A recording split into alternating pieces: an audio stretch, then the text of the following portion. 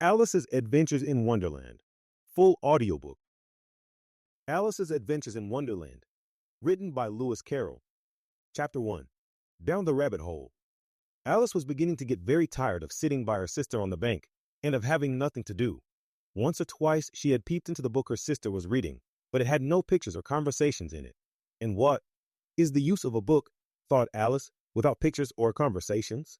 So she was considering in her own mind, as well as she could, for the hot day made her feel very sleepy and stupid, whether the pleasure of making a daisy chain would be worth the trouble of getting up and picking the daisies, when, suddenly, a white rabbit with pink eyes ran close by her.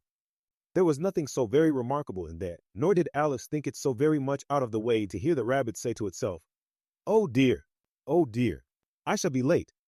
When she thought it over afterwards, it occurred to her that she ought to have wondered at this, but at the time it all seemed quite natural. But when the rabbit actually took a watch out of its waistcoat pocket and looked at it, and then hurried on, Alice started to her feet, for it flashed across her mind that she had never before seen a rabbit with either a waistcoat pocket or a watch to take out of it, and burning with curiosity, she ran across the field after it, and fortunately was just in time to see it pop down a large rabbit hole under the hedge. In another moment down went Alice after it, never once considering how in the world she was to get out again. The rabbit hole went straight on like a tunnel for some way, and then dipped suddenly down, so suddenly that Alice had not a moment to think about stopping herself before she found herself falling down a very deep well. Either the well was very deep, or she fell very slowly, for she had plenty of time as she went down to look about her and to wonder what was going to happen next. First, she tried to look down and make out what she was coming to, but it was too dark to see anything. Then she looked at the sides of the well and noticed that they were filled with cupboards and bookshelves here and there. She saw maps and pictures hung upon pegs. She took down a jar from one of the shelves as she passed. It was labeled orange marmalade, but to her great disappointment it was empty.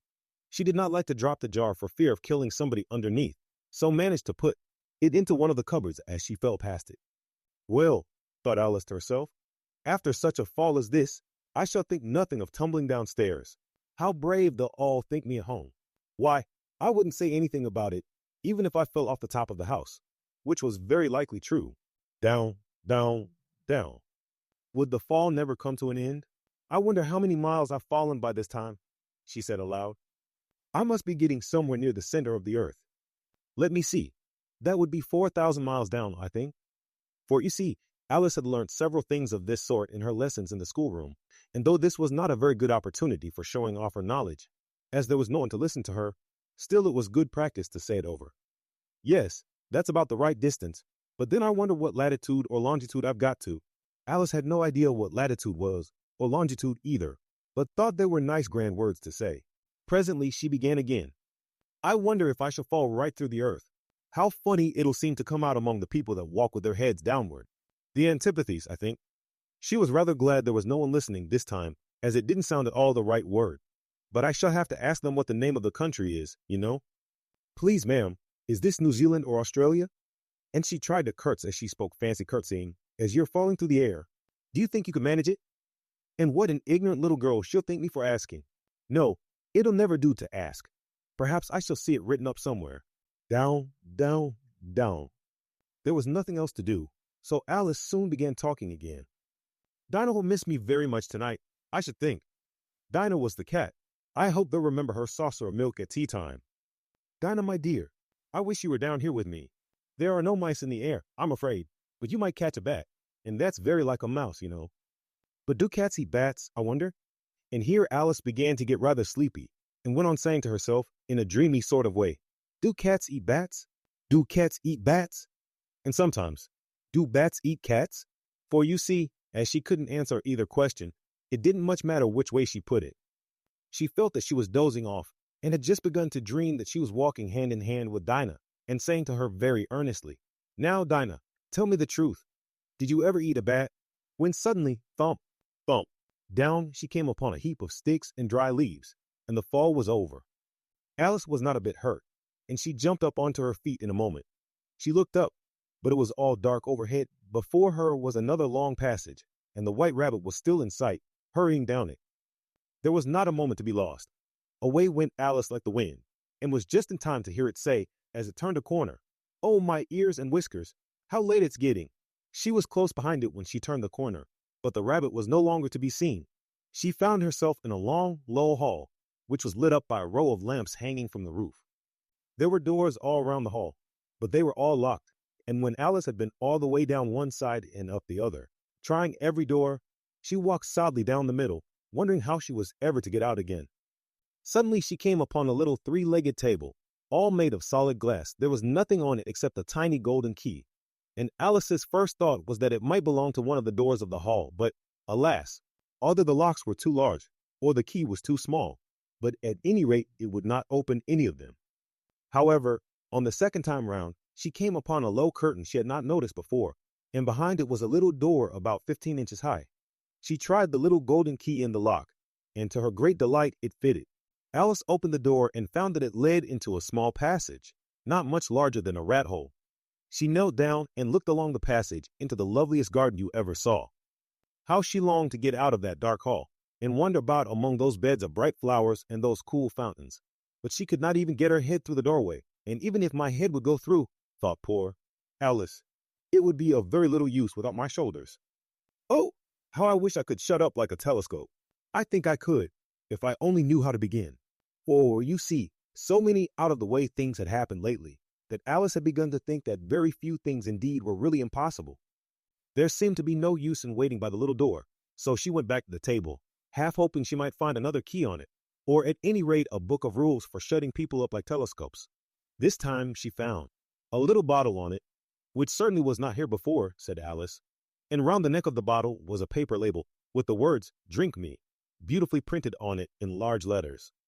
It was all very well to say, "Drink me," but the wise little Alice was not going to do that in a hurry. "No, I'll look first," she said, "and see whether it's marked poison or not." For she had read several nice little histories about children who had got burnt and eaten up by wild beasts and other unpleasant things, all because they would not remember the simple rules their friends had taught them, such as that a red-hot poker will burn you if you hold it too long, and that if you cut your finger very deeply with a knife, it usually bleeds.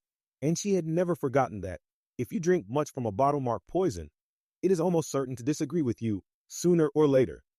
However, this bottle was not marked poison, so Alice ventured to taste it, and finding it very nice, it had, in fact, a sort of mixed flavor of cherry tart, custard, pineapple, roast turkey, toffee, and hot buttered toast. She very soon finished it off. "What a curious feeling," said Alice. "I must be shutting up like a telescope." And so it was indeed. She was now only 10 inches high, and her face brightened up at the thought that she was now the right size for going through the little door into that lovely garden. First, however, she waited for a few minutes to see if she was going to shrink any further. She felt a little nervous about this, for it might end, said Alice to herself, in my going out altogether, like a candle. I wonder what I should be like then? And she tried to fancy what the flame of a candle is like after the candle is blown out, for she could not remember ever having seen such a thing. After a while, finding that nothing more happened, she decided on going into the garden at once, but alas for poor Alice. When she got to the door, she found she had forgotten the little golden key, and when she went back to the table for it, she found she could not possibly reach it. She could see it quite plainly through the glass, and she tried her best to climb up one of the legs of the table, but it was too slippery, and when she had tired herself out with trying, the poor little thing sat down and cried. "Come, there's no use in crying like that," said Alice to herself, rather sharply. "I advise you to leave off this minute." She generally gave herself very good advice, though she very seldom followed it, and sometimes she scolded herself so severely as to bring tears into her eyes, and once she remembered trying to box her own ears for having cheated herself in a game of croquet she was playing against herself, for this curious child was very fond of pretending to be two people. But it's no use now, thought poor Alice, to pretend to be two people. Why, there's hardly enough of me left to make one respectable person. Soon her eye fell on a little glass box that was lying under the table. She opened it and found in it a very small cake, on which the words, "Eat me," were beautifully marked in currants. "Well, I'll eat it," said Alice, "and if it makes me grow larger, I can reach the key, and if it makes me grow smaller, I can creep under the door, so either way I'll get into the garden, and I don't care which happens." She ate a little bit and said anxiously to herself, "Which way? Which way?" holding her hand on the top of her head to feel which way it was growing, and she was quite surprised to find that she remained the same size. To be sure, this generally happens when one eats cake, but Alice had got so much into the way of expecting nothing but out-of-the-way things to happen, that it seemed quite dull and stupid for life to go on in the common way. So she set to work and very soon finished off the cake. Alice's Adventures in Wonderland, written by Lewis Carroll. Chapter 2. The Pool of Tears. Curiouser and curiouser, cried Alice. She was so much surprised that for the moment she quite forgot how to speak good English. Now I'm opening out like the largest telescope that ever was. Goodbye, feet. For when she looked down at her feet, they seemed to be almost out of sight. They were getting so far off. Oh, my poor little feet. I wonder who will put on your shoes and stockings for you now, dears. I'm sure I shan't be able. I shall be a great deal too far off to trouble myself about you. You must manage the best way you can, but I must be kind to them, thought Alice. Or perhaps they won't walk the way I want to go. Let me see. I'll give them a new pair of boots every Christmas. And she went on planning to herself how she would manage it. They must go by the carrier, she thought, and how funny it'll seem, sending presents to one's own feet, and how odd the directions will look. Alice's right foot, SQ, hearthrug, near the fender, with Alice's love. Oh dear, what nonsense I'm talking. Just then her head struck against the roof of the hall. In fact, she was now more than 9 feet high, and she at once took up the little golden key and hurried off to the garden door. Poor Alice! It was as much as she could do, lying down on one side, to look through into the garden with one eye, but to get through was more hopeless than ever. She sat down and began to cry again. You ought to be ashamed of yourself, said Alice. A great girl like you. She might well say this. To go on crying in this way. Stop this moment, I tell you. But she went on all the same, shedding gallons of tears, until there was a large pool all round her, about 4 inches deep and reaching half down the hall. After a time she heard a little pattering of feet in the distance, and she hastily dried her eyes to see what was coming. It was the White Rabbit returning, splendidly dressed, with a pair of white kid gloves in one hand and a large fan in the other. He came trotting along in a great hurry, muttering to himself as he came, Oh, the Duchess, the Duchess. Oh, won't she be savage if I've kept her waiting? Alice felt so desperate that she was ready to ask help of anyone, so when the rabbit came near her, she began, in a low, timid voice, If you please. Sir, the rabbit started violently, dropped the white kid gloves and the fan, and scurried away into the darkness as hard as he could go. Alice took up the fan and gloves, and as the hall was very hot, she kept fanning herself all the time she went on talking. Dear, dear, how queer everything is today. And yesterday things went on just as usual. I wonder if I've been changed in the night. Let me think. Was I the same when I got up this morning? I almost think I can remember feeling a little different. But if I'm not the same, the next question is, who in the world am I? Ah, that's the great puzzle. And she began thinking over all the children she knew that were of the same age as herself, to see if she could have been changed for any of them. I'm sure I'm not Ada, she said, for her hair goes in such long ringlets, and mine doesn't go in ringlets at all, and I'm sure I can't be Mabel, for I know all sorts of things, and she knows such a very little. Besides, she's she, and I'm I, and oh dear, how puzzling it all is. I'll try if I know all the things I used to know. Let me see. 4 times 5 is 12, and 4 times 6 is 13, and 4 times 7 is oh dear. I shall never get to 20 at that rate. However, the multiplication table doesn't signify. Let's try geography. London is the capital of Paris, and Paris is the capital of Rome, and Rome, no, that's all wrong, I'm certain. I must have been changed for Mabel. I'll try and say, how doth the little, and she crossed her hands on her lap as if she were saying lessons, and began to repeat it, but her voice sounded hoarse and strange, and the words did not come the same as they used to do. How doth the little crocodile improve his shining tail, and pour the waters of the Nile on every golden scale? How cheerfully he seems to grin, how neatly spread his claws, and welcome little fishes in, with gently smiling jaws. I'm sure those are not the right words, said poor Alice, and her eyes filled with tears again as she went on. I must be Mabel after all, and I shall have to go and live in that poky little house, and have next to no toys to play with, and oh, ever so many lessons to learn. No, I've made up my mind about it. If I'm Mabel, I'll stay down here. It'll be no use their putting their heads down and saying, Come up again, dear. I shall only look up and say, Who am I then? Tell me that first, and then, if I like being that person, I'll come up. If not, I'll stay down here till I'm somebody else. But, oh dear, cried Alice with a sudden burst of tears, I do wish they would put their heads down. I am so very tired of being all alone here. As she said this, she looked down at her hands, and was surprised to see that she had put on one of the rabbit's little white kid gloves while she was talking. How can I have done that? She thought. I must be growing small again. She got up and went to the table to measure herself by it, and found that, as nearly as she could guess, she was now about 2 feet high and was going on shrinking rapidly. She soon found out that the cause of this was the fan she was holding, and she dropped it hastily, just in time to avoid shrinking away altogether. That was a narrow escape, said Alice, a good deal frightened at the sudden change, but very glad to find herself still in existence. And now for the garden. And she ran with all speed back to the little door. But, alas, the little door was shut again, and the little golden key was lying on the glass table as before. And things are worse than ever, thought the poor child, for I never was so small as this before, never. And I declare it's too bad that it is. As she said these words, her foot slipped, and in another moment, splash, she was up to her chin in salt water. Her first idea was that she had somehow fallen into the sea, and in that case I can go back by railway, she said to herself. Alice had been to the seaside once in her life, and had come to the general conclusion that wherever you go to on the English coast, you find a number of bathing machines in the sea, some children digging in the sand with wooden spades, then a row of lodging houses, and behind them a railway station. However, she soon made out that she was in the pool of tears which she had wept when she was 9 feet high. I wish I hadn't cried so much, said Alice, as she swam about, trying to find her way out. I shall be punished for it now, I suppose, by being drowned in my own tears. That will be a queer thing, to be sure. However, everything is queer today. Just then she heard something splashing about in the pool a little way off, and she swam nearer to make out what it was.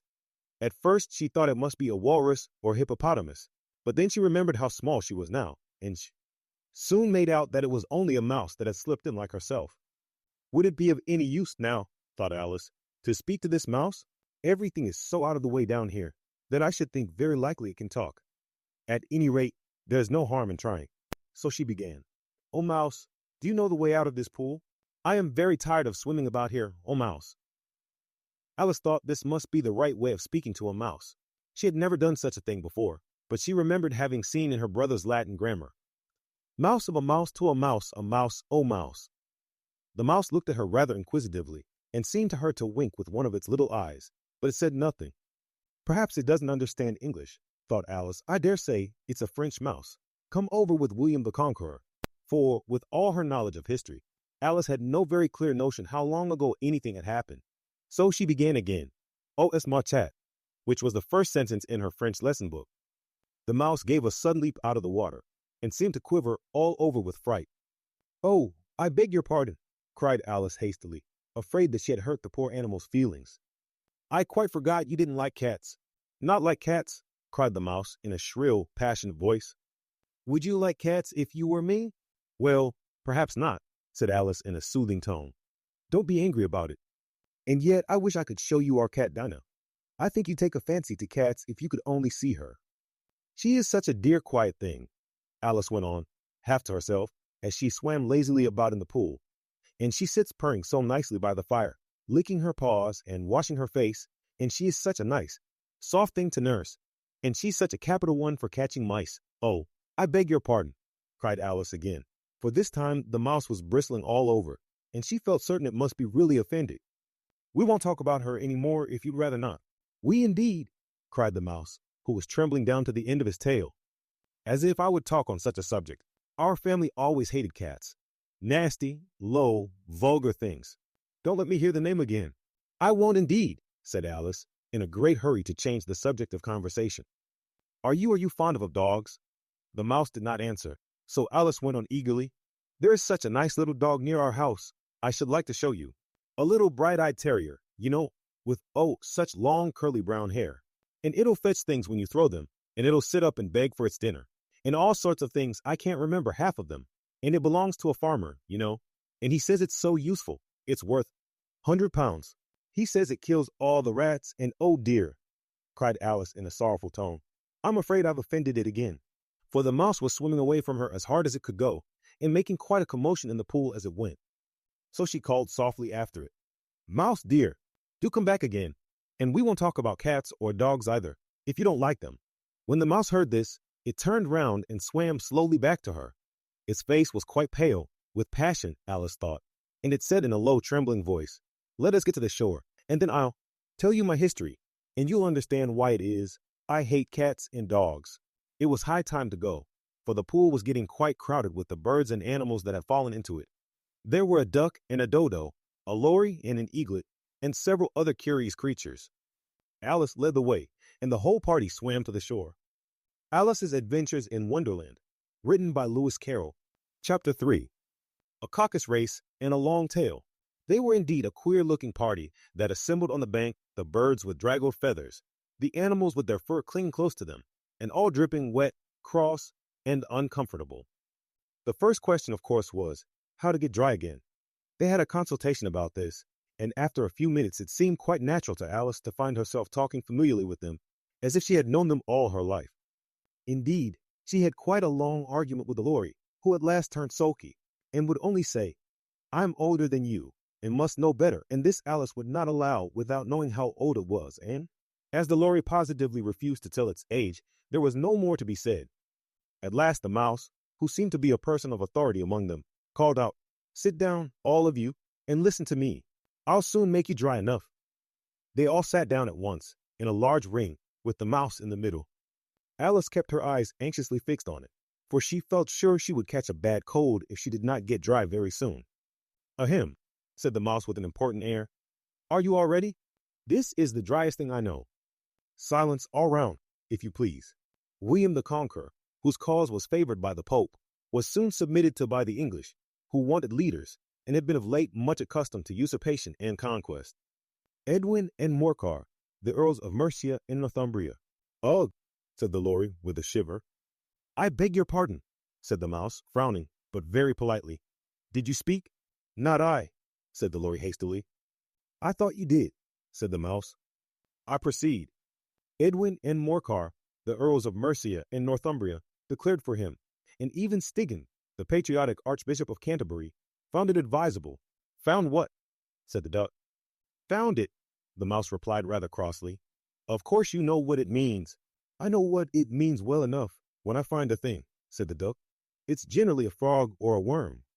The question is, what did the Archbishop find?" The mouse did not notice this question, but hurriedly went on. "Found it advisable to go with Edgar Aveling to meet William and offer him the crown. William's conduct at first was moderate, but the insolence of his Normans.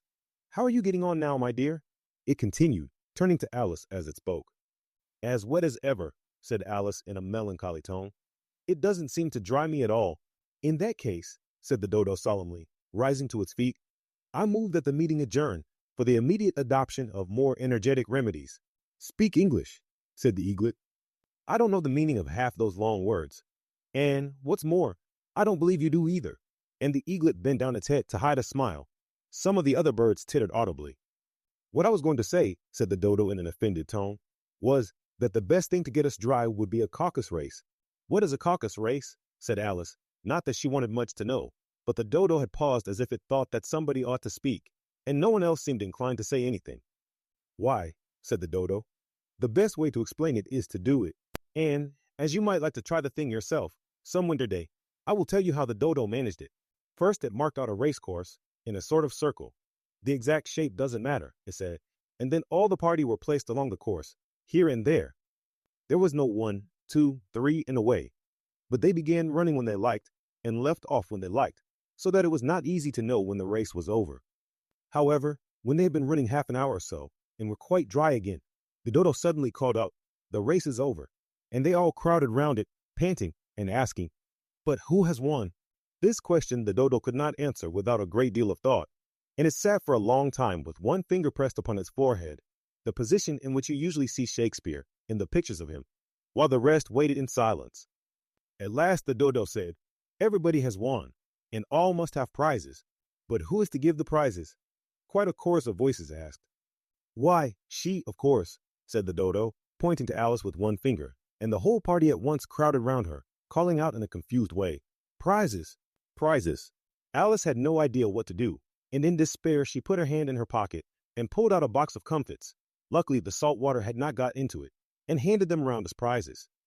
There was exactly one apiece, all round. 'But she must have a prize herself, you know,' said the mouse. 'Of course,' the dodo replied very gravely. 'What else have you got in your pocket?' he went on, turning to Alice. 'Only a thimble,' said Alice sadly. 'Hand it over here,' said the dodo. Then they all crowded round her once more, while the dodo solemnly presented the thimble, saying, "We beg your acceptance of this elegant thimble." And when it had finished this short speech, they all cheered. Alice thought the whole thing very absurd, but they all looked so grave that she did not dare to laugh, and, as she could not think of anything to say, she simply bowed and took the thimble, looking as solemn as she could. The next thing was to eat the comfits. This caused some noise and confusion, as the large birds complained that they could not taste theirs, and the small ones choked and had to be potted on the back.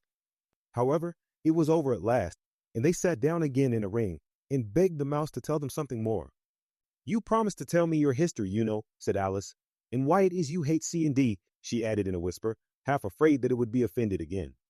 "Mine is a long and a sad tale," said the mouse, turning to Alice and sighing. "It is a long tale, certainly," said Alice, looking down with wonder at the mouse's tail. "But why do you call it sad?" And she kept on puzzling about it while the mouse was speaking, so that her idea of the tale was something like this. Fury said to a mouse that he met in the house, "Let us both go to law. I will prosecute you. Come, I'll take no denial. We must have a trial. For really this morning I've nothing to do," said the mouse to the cur. "Such a trial, dear sir, with no jury or judge, would be wasting our breath." "I'll be judge, I'll be jury," said cunning old Fury. "I'll try the whole cause and condemn you to death." "You are not attending," said the mouse to Alice severely. "What are you thinking of?" "I beg your pardon," said Alice very humbly. "You had got to the fifth bend, I think." "I had not," cried the mouse, sharply and very angrily. "Unnot," said Alice, always ready to make herself useful, and looking anxiously about her. "Oh, do let me help to undo it." "I shall do nothing of the sort," said the mouse, getting up and walking away. "You insult me by talking such nonsense." "I didn't mean it," pleaded poor Alice. "But you're so easily offended, you know." The mouse only growled in reply. "Please come back and finish your story," Alice called after it, and the others all joined in chorus. "Yes, please do." But the mouse only shook its head impatiently and walked a little quicker.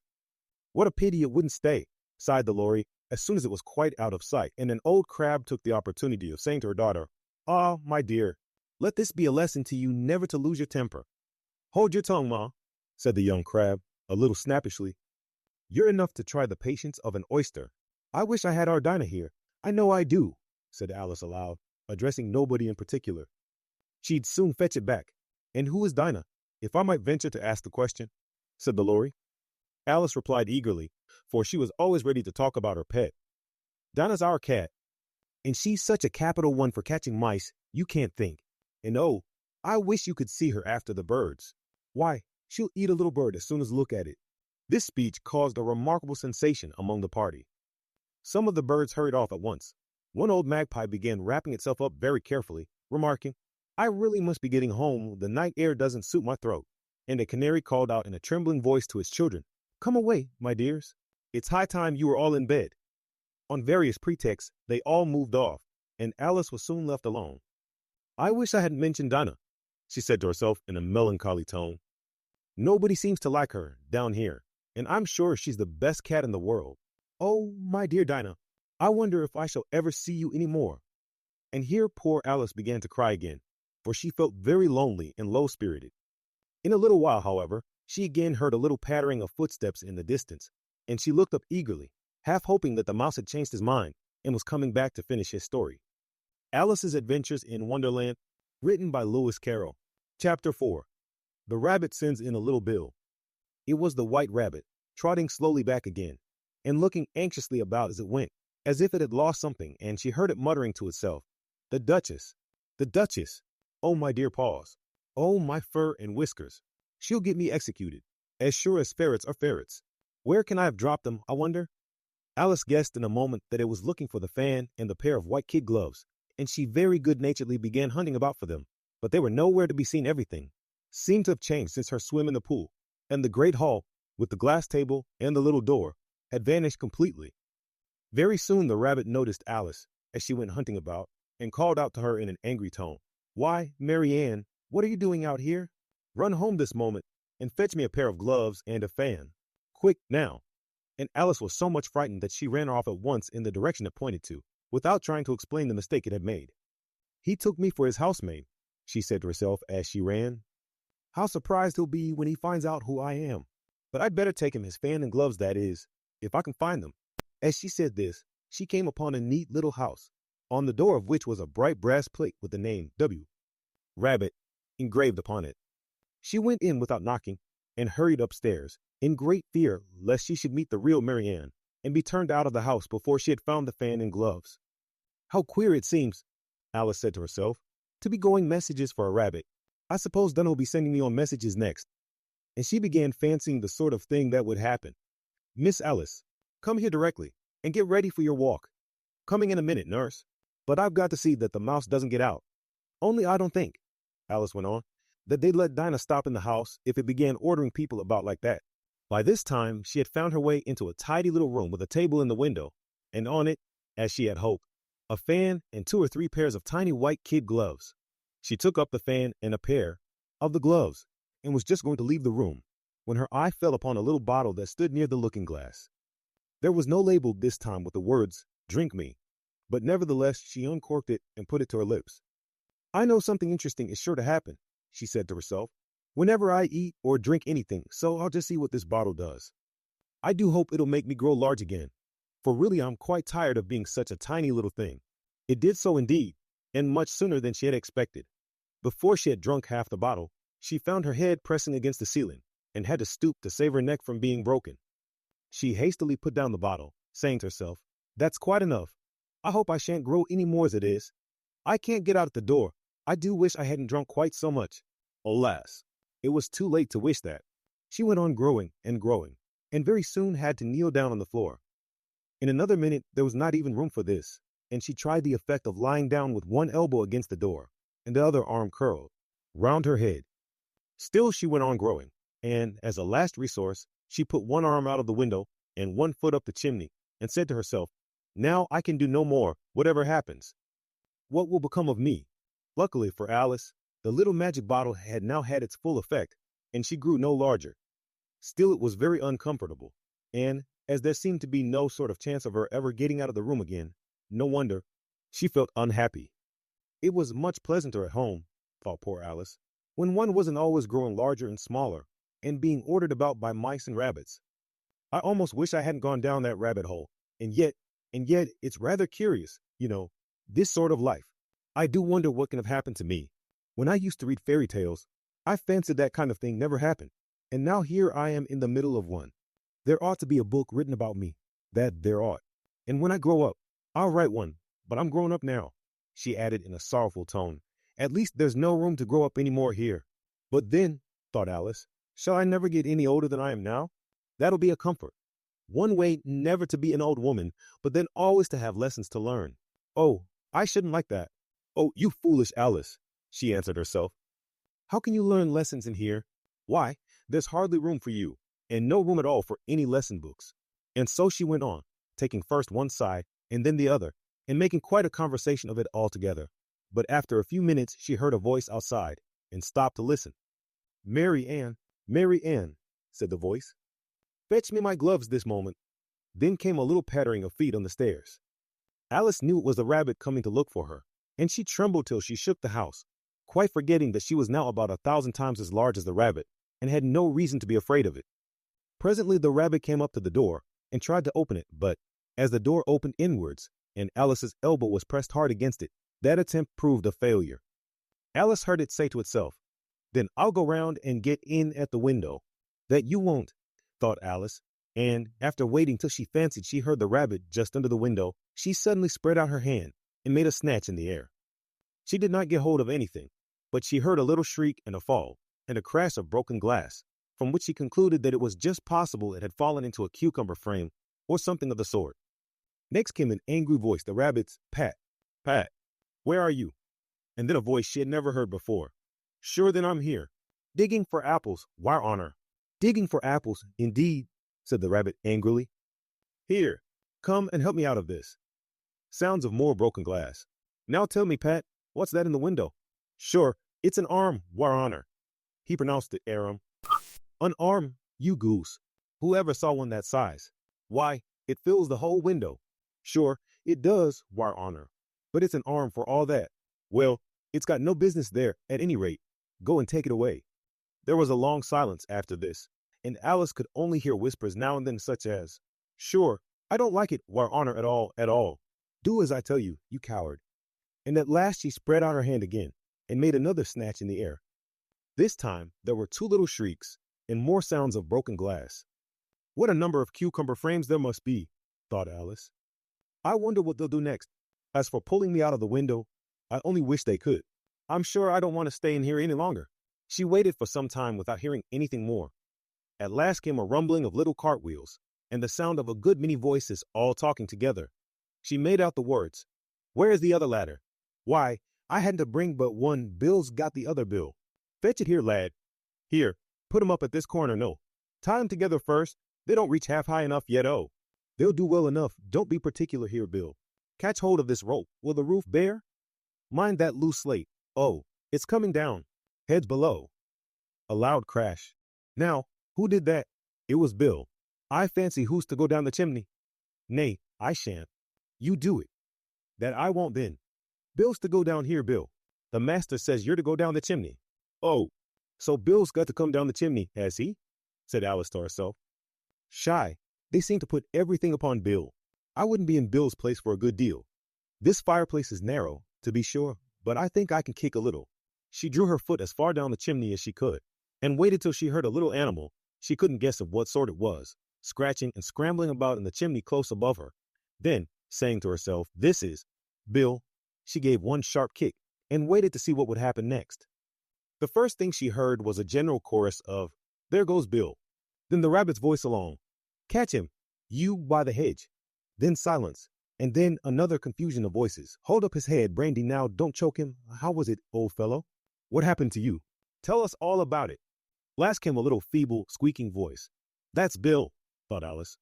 "Well, I hardly know no more. Thank you, I'm better now, but I'm a deal too flustered to tell you. All I know is something comes at me like a jack-in-the-box, and up I goes like a skyrocket."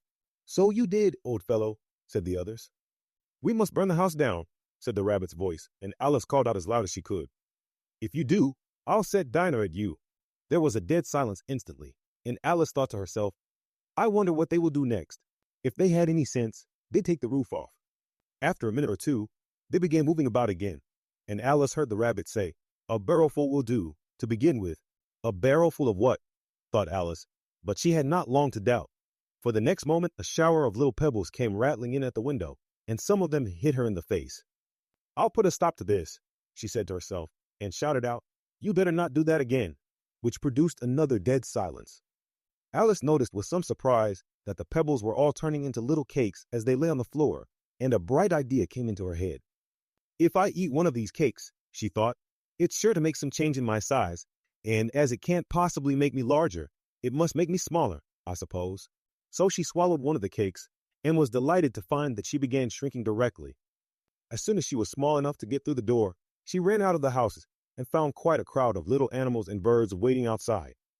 The poor little lizard, Bill, was in the middle, being held up by two guinea pigs, who were giving it something out of a bottle. They all made a rush at Alice the moment she appeared, but she ran off as hard as she could, and soon found herself safe in a thick wood. "The first thing I've got to do," said Alice to herself as she wandered about in the wood, "is to grow to my right size again, and the second thing is to find my way into that lovely garden. I think that will be the best plan." It sounded an excellent plan, no doubt, and very neatly and simply arranged. The only difficulty was that she had not the smallest idea how to set about it, and while she was peering about anxiously among the trees, a little sharp bark just over her head made her look up in a great hurry. An enormous puppy was looking down at her with large round eyes, and feebly stretching out one paw, trying to touch her.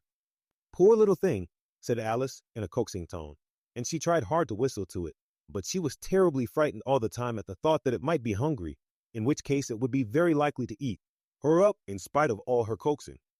Hardly knowing what she did, she picked up a little bit of stick and held it out to the puppy, whereupon the puppy jumped into the air off all its feet at once, with a yelp of delight, and rushed at the stick and made believe to worry it. Then Alice dodged behind a great thistle to keep herself from being run over, and the moment she appeared on the other side, the puppy made another rush at the stick and tumbled head over heels in its hurry to get hold of it. Then Alice, thinking it was very like having a game of play with a cart horse, and expecting every moment to be trampled under its feet, ran round the thistle again. Then the puppy began a series of short charges at the stick running a very little way forwards each time and a long way back, and barking hoarsely all the while, till at last it sat down a good way off, panting, with its tongue hanging out of its mouth, and its great eyes half shut. This seemed to Alice a good opportunity for making her escape, so she set off at once, and ran till she was quite tired and out of breath, until the puppy's bark sounded quite faint in the distance. And yet what a dear little puppy it was, said Alice, as she leant against the buttercup to rest herself and fan herself with one of the leaves.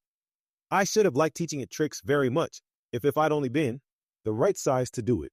Oh dear, I'd nearly forgotten that I've got to grow up again. Let me see, how is it to be managed? I suppose I ought to eat or drink something or other, but the great question is, what? The great question certainly was, what? Alice looked all round her at the flowers and the blades of grass, but she did not see anything that looked like the right thing to eat or drink under the circumstances. There was a large mushroom growing near her, about the same height as herself, and when she had looked under it, and on both sides of it, and behind it, it occurred to her that she might as well look and see what was on the top of it. She stretched herself up on tiptoe, and peeped over the edge of the mushroom, and her eyes immediately met those of a large blue caterpillar that was sitting on the top with its arms folded, quietly smoking a long hookah, and taking not the smallest notice of her or of anything else. Alice's Adventures in Wonderland, written by Lewis Carroll, Chapter 5. Advice from a Caterpillar. The caterpillar and Alice looked at each other for some time in silence. At last the caterpillar took the hookah out of its mouth and addressed her in a languid, sleepy voice. Who are you? Said the caterpillar. This was not an encouraging opening for a conversation. Alice replied rather shyly, I hardly know, sir. Just at present, at least I know who I was when I got up this morning, but I think I must have been changed several times since then. What do you mean by that? Said the caterpillar sternly. Explain yourself. I can't explain myself, I'm afraid, sir, said Alice, because I'm not myself, you see. I don't see, said the caterpillar. I'm afraid I can't put it more clearly, Alice replied very politely, for I can't understand it myself to begin with, and being so many different sizes in a day is very confusing. It isn't, said the caterpillar. Well, perhaps you haven't found it so yet, said Alice, but when you have to turn into a chrysalis, you will some day, you know, and then after that into a butterfly. I should think you'll feel it a little queer, won't you? Not a bit, said the caterpillar. Well, perhaps your feelings may be different, said Alice. All I know is it would feel very queer to me. You, said the caterpillar contemptuously. Who are you? Which brought them back again to the beginning of the conversation. Alice felt a little irritated at the caterpillar's making such very short remarks, and she drew herself up and said, very gravely, I think you ought to tell me who you are first. Why? Said the caterpillar. Here was another puzzling question, and as Alice could not think of any good reason, and as the caterpillar seemed to be in a very unpleasant state of mind, she turned away. Come back, the caterpillar called after her. I've something important to say. This sounded promising, certainly. Alice turned and came back again. Keep your temper, said the caterpillar. Is that all? Said Alice, swallowing down her anger as well as she could. No, said the caterpillar. Alice thought she might as well wait, as she had nothing else to do, and perhaps after all it might tell her something worth hearing. For some minutes it puffed away without speaking, but at last it unfolded its arms, took the hookah out of its mouth again, and said, So you think you're changed, do you? I'm afraid I am, sir, said Alice. I can't remember things as I used, and I don't keep the same size for 10 minutes together. Can't remember what things, said the caterpillar. Well, I've tried to say, how doth the little busy bee? But it all came different, Alice replied in a very melancholy voice. Repeat. You are old, Father William, said the caterpillar. Alice folded her hands and began. You are old, Father William, the young man said, and your hair has become very white, and yet you incessantly stand on your head. Do you think, at your age, it is right? In my youth, Father William replied to his son, I feared it might injure the brain, but now that I'm perfectly sure I have none, why, I do it again and again. You are old, said the youth, as I mentioned before, and have grown most uncommonly fat, yet you turned a back somersault in at the door, pray. What is the reason of that? In my youth, said the sage, as he shook his gray locks, I kept all my limbs very supple by the use of this ointment. 1 shilling the box. Allow me to sell you a couple. You are old, said the youth, and your jaws are too weak for anything tougher than suet. Yet you finished the goose with the bones and the beak, pray. How did you manage to do it? In my youth, said his father, I took to the law and argued each case with my wife, and the muscular strength which it gave to my jaw, has lasted the rest of my life. You are old, said the youth. One would hardly suppose that your eye was as steady as ever, yet you balanced an eel on the end of your nose. What made you so awfully clever? I have answered 3 questions, and that is enough, said his father. Don't give yourself airs. Do you think I can listen all day to such stuff? Be off, or I'll kick you downstairs. That is not said right, said the caterpillar. Not quite right, I'm afraid, said Alice timidly. Some of the words have got altered. It is wrong from beginning to end, said the caterpillar decidedly, and there was silence for some minutes. The caterpillar was the first to speak. What size do you want to be? It asked. Oh, I'm not particular as to size, Alice hastily replied. Only one doesn't like changing so often, you know. I don't know, said the caterpillar. Alice said nothing. She had never been so much contradicted in her life before, and she felt that she was losing her temper. Are you content now? Said the caterpillar. Well, I should like to be a little larger, sir, if you wouldn't mind, said Alice. 3 inches is such a rich height to be. It is a very good height indeed, said the caterpillar angrily, rearing itself upright as it spoke. It was exactly 3 inches high. But I'm not used to it, pleaded poor Alice in a piteous tone. And she thought of herself. I wish the creatures wouldn't be so easily offended. You'll get used to it in time, said the caterpillar, and it put the hookah into its mouth and began smoking again. This time Alice waited patiently until it chose to speak again. In a minute or two, the caterpillar took the hookah out of its mouth and yawned once or twice and shook itself. Then it got down off the mushroom and crawled away in the grass, merely remarking as it went, one side will make you grow taller, and the other side will make you grow shorter. One side of what? The other side of what? Thought Alice to herself. Of the mushroom, said the caterpillar, just as if she had asked it aloud, and in another moment it was out of sight. Alice remained looking thoughtfully at the mushroom for a minute, trying to make out which were the 2 sides of it, and as it was perfectly round, she found this a very difficult question. However, at last she stretched her arms round it as far as they would go, and broke off a bit of the edge with each hand. And now, which is which? She said to herself, and nibbled a little of the right hand bit to try the effect. The next moment she felt a violent blow underneath her chin. It had struck her foot. She was a good deal frightened by this very sudden change, but she felt that there was no time to be lost, as she was shrinking rapidly, so she set to work at once to eat some of the other bit. Her chin was pressed so closely against her foot that there was hardly room to open her mouth, but she did it at last, and managed to swallow a morsel of the left-hand bit. Come, my head's free at last, said Alice in a tone of delight, which changed into alarm in another moment, when she found that her shoulders were nowhere to be found. All she could see when she looked down was an immense length of neck, which seemed to rise like a stalk out of a sea of green leaves that lay far below her. What can all that green stuff be? Said Alice. And where have my shoulders got to? And oh, my poor hands. How is it I can't see you? She was moving them about as she spoke, but no result seemed to follow, except a little shaking among the distant green leaves. As there seemed to be no chance of getting her hands up to her head, she tried to get her head down to them, and was delighted to find that her neck would bend about easily in any direction, like a serpent. She had just succeeded in curving it down into a graceful zigzag, and was going to dive in among the leaves, which she found to be nothing but the tops of the trees under which she had been wandering, when a sharp hiss made her draw back.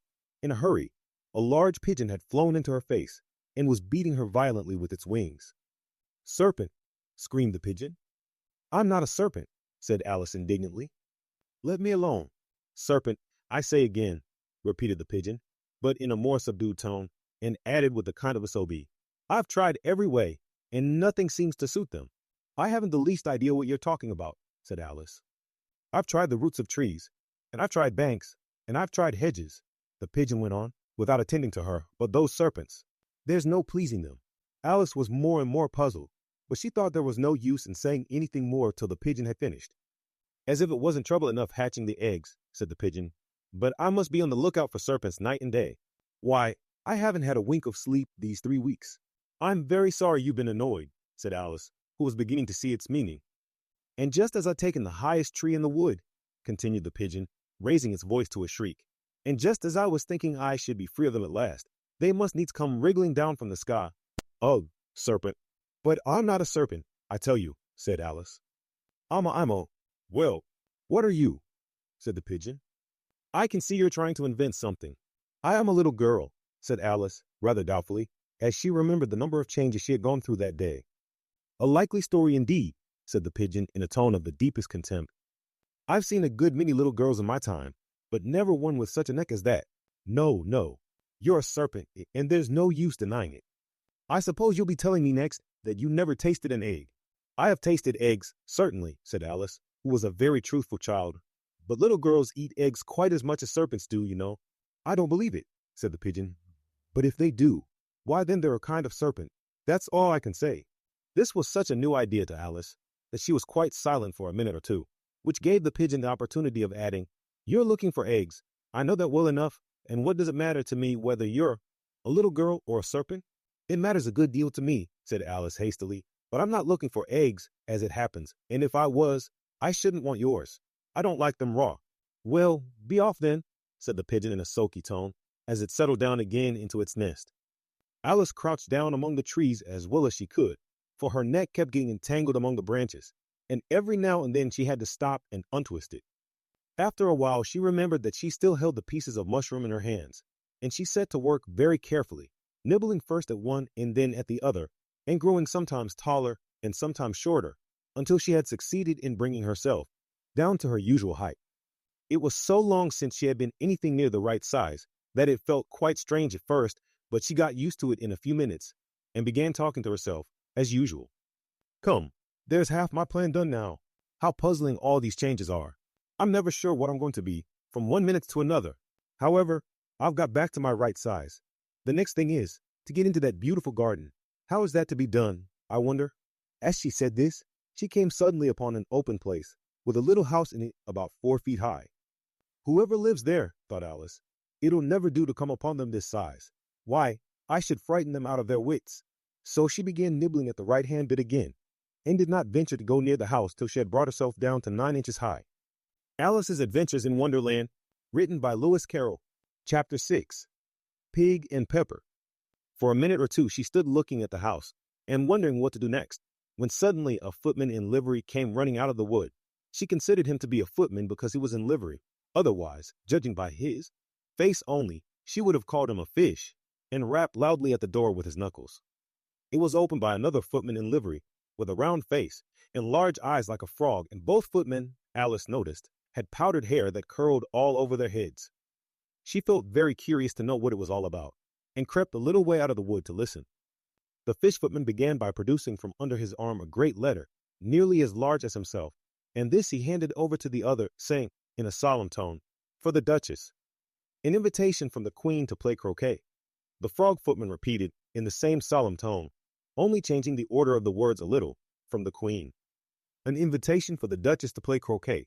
Then they both bowed low, and their curls got entangled together. Alice laughed so much at this that she had to run back into the wood for fear of their hearing her, and when she next peeped out, the fish footman was gone, and the other was sitting on the ground near the door, staring stupidly up into the sky. Alice went timidly up to the door and knocked. There's no sort of use in knocking, said the footman, and that for 2 reasons. First, because I'm on the same side of the door as you are, or secondly, because they're making such a noise inside, no one could possibly hear you. And certainly there was a most extraordinary noise going on within, a constant howling and sneezing, and every now and then a great crash, as if a dish or kettle had been broken to pieces. Please then, said Alice, how am I to get in? There might be some sense in your knocking, the footman went on without attending to her, if we had the door between us. For instance, if you were inside, you might knock, and I could let you out, you know. He was looking up into the sky all the time he was speaking, and this Alice thought decidedly uncivil. But perhaps he can't help it, she said to herself. His eyes are so very nearly at the top of his head. But at any rate, he might answer questions. How am I to get in? She repeated aloud. I shall sit here, the footman remarked, till tomorrow. At this moment, the door of the house opened, and a large plate came skimming out, straight at the footman's head. It just grazed his nose, and broke to pieces against one of the trees behind him. Or next day, maybe, the footman continued in the same tone, exactly as if nothing had happened. How am I to get in? Asked Alice again, in a louder tone. Are you to get in at all? Said the footman. That's the first question, you know. It was, no doubt. Only Alice did not like to be told so. It's really dreadful, she muttered to herself, the way all the creatures argue. It's enough to drive one crazy. The footman seemed to think this a good opportunity for repeating his remark with variations. I shall sit here, he said, on and off, for days and days. But what am I to do? Said Alice. Anything you like, said the footman, and began whistling. Oh, there's no use in talking to him, said Alice desperately. He's perfectly idiotic, and she opened the door and went in. The door led right into a large kitchen, which was full of smoke from one end to the other. The Duchess was sitting on a three-legged stool in the middle, nursing a baby. The cook was leaning over the fire, stirring a large cauldron, which seemed to be full of soup. There's certainly too much pepper in that soup, Alice said to herself, as well as she could for sneezing. There was certainly too much of it in the air. Even the Duchess sneezed occasionally, and as for the baby, it was sneezing and howling alternately without a moment's pause. The only things in the kitchen that did not sneeze were the cook and a large cat, which was sitting on the hearth and grinning from ear to ear. Please would you tell me, said Alice, a little timidly, for she was not quite sure whether it was good manners for her to speak first, why your cat grins like that? It's a Cheshire cat, said the Duchess, and that's why. Pig. She said the last word with such sudden violence that Alice quite jumped, but she saw in another moment that it was addressed to the baby and not to her. So she took courage and went on again. I didn't know that Cheshire cats always grinned. In fact, I didn't know that cats could grin. They all can, said the Duchess, and most of them do. I don't know of any that do, Alice said very politely, feeling quite pleased to have got into a conversation. You don't know much, said the Duchess, and that's a fact. Alice did not at all like the tone of this remark, and thought it would be as well to introduce some other subject of conversation. While she was trying to fix on one, the cook took the cauldron of soup off the fire, and at once set to work throwing everything within her reach at the Duchess and the baby. The fire irons came first, then followed a shower of saucepans, plates, and dishes. The Duchess took no notice of them even when they hit her, and the baby was howling so much already that it was quite impossible to say whether the blows hurt it or not. Oh, please mind what you're doing, cried Alice, jumping up and down in an agony of terror. Oh, there goes his precious nose, as an unusually large saucepan flew close by it and very nearly carried it off. If everybody minded their own business, the Duchess said in a hoarse growl, the world would go round a deal faster than it does, which would not be an advantage, said Alice, who felt very glad to get an opportunity of showing off a little of her knowledge. Just think of what work it would make with the day and night. You see, the earth takes 24 hours to turn round on its axis. Talking of axes, said the Duchess, chop off her head.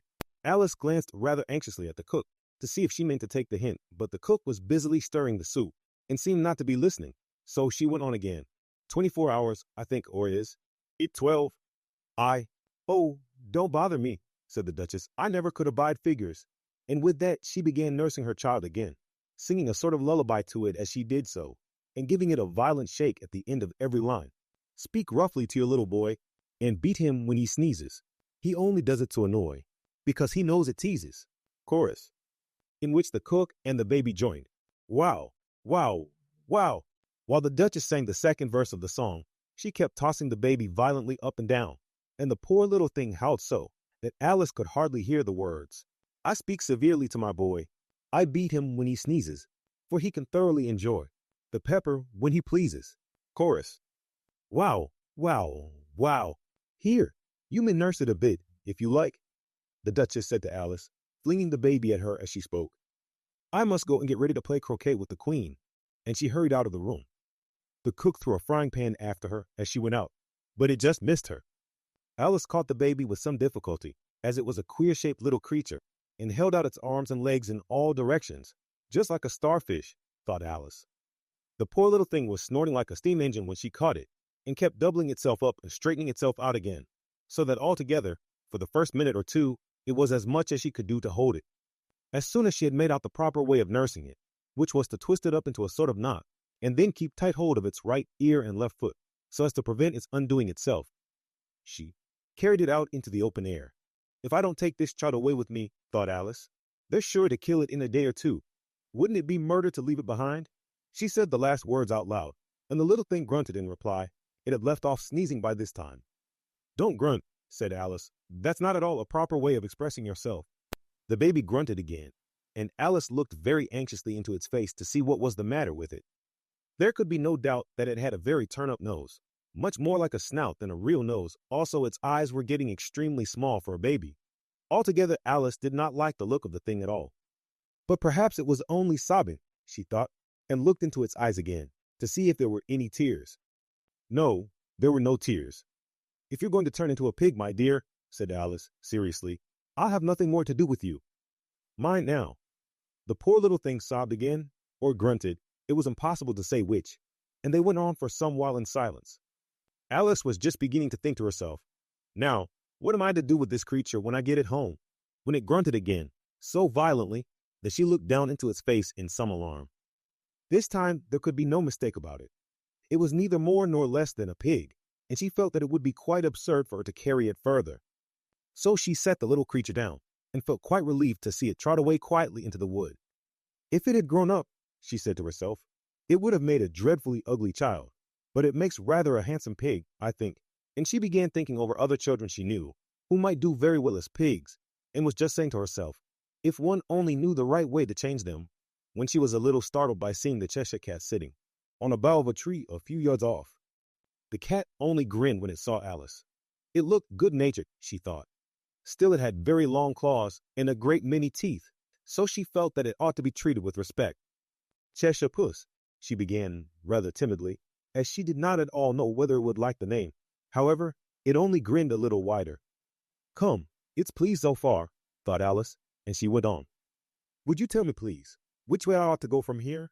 That depends a good deal on where you want to get to, said the cat. I don't much care where, said Alice.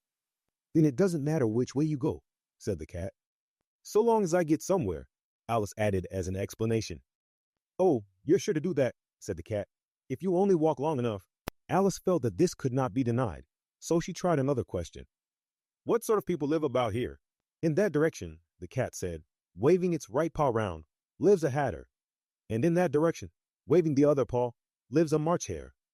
Visit either you like. They're both mad.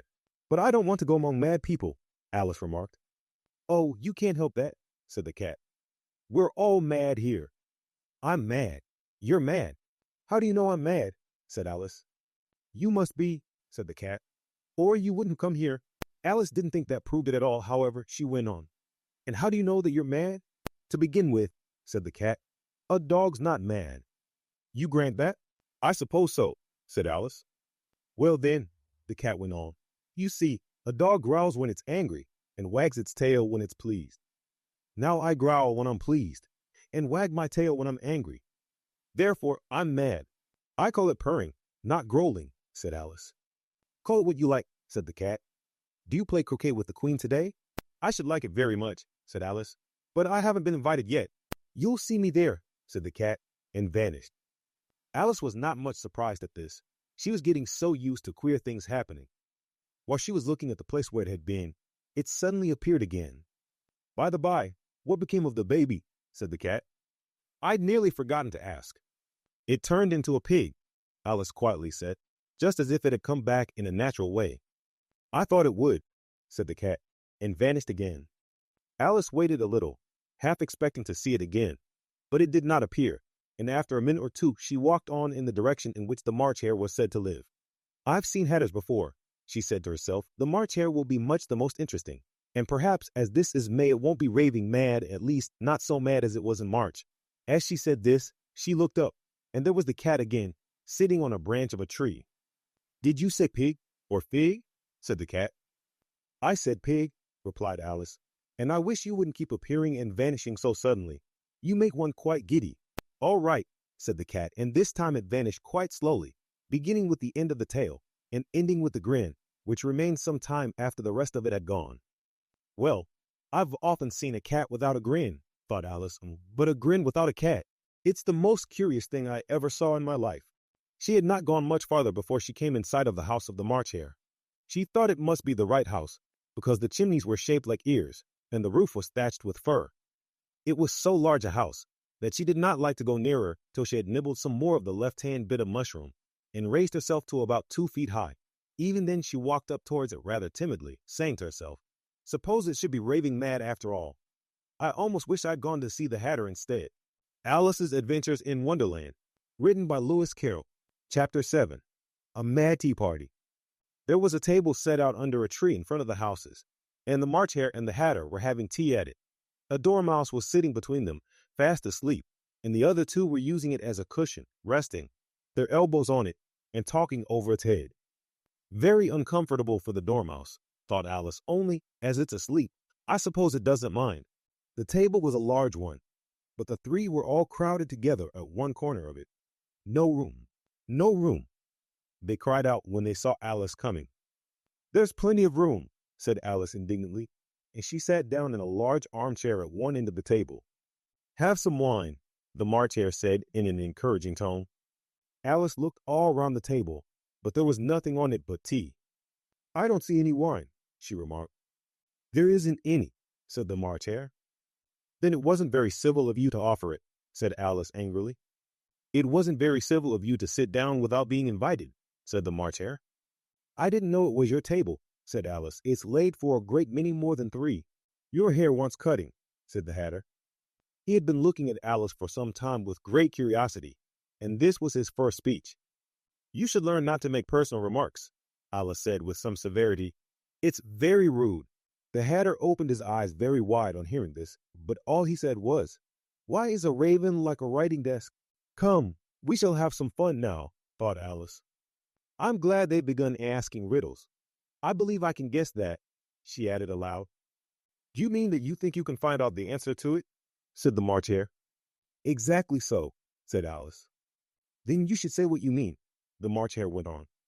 I do, Alice hastily replied. At least, I mean what I say. That's the same thing, you know. Not the same thing a bit, said the Hatter.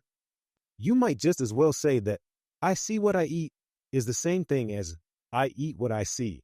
You might just as well say, added the March Hare, that I like what I get is the same thing as I get what I like. You might just as well say, added the Dormouse, who seemed to be talking in his sleep, that I breathe when I sleep is the same thing as I sleep when I breathe. It is the same thing with you, said the Hatter. And here the conversation dropped, and the party sat silent for a minute, while Alice thought over all she could remember about ravens and writing desks, which wasn't much. The Hatter was the first to break the silence. What day of the month is it? He said, turning to Alice. He had taken his watch out of his pocket and was looking at it uneasily, shaking it every now and then, and holding it to his ear. Alice considered a little, and then said, the 4th. 2 days wrong, sighed the Hatter. I told you butter wouldn't suit the works, he added, looking angrily at the March Hare. It was the best butter, the March Hare meekly replied.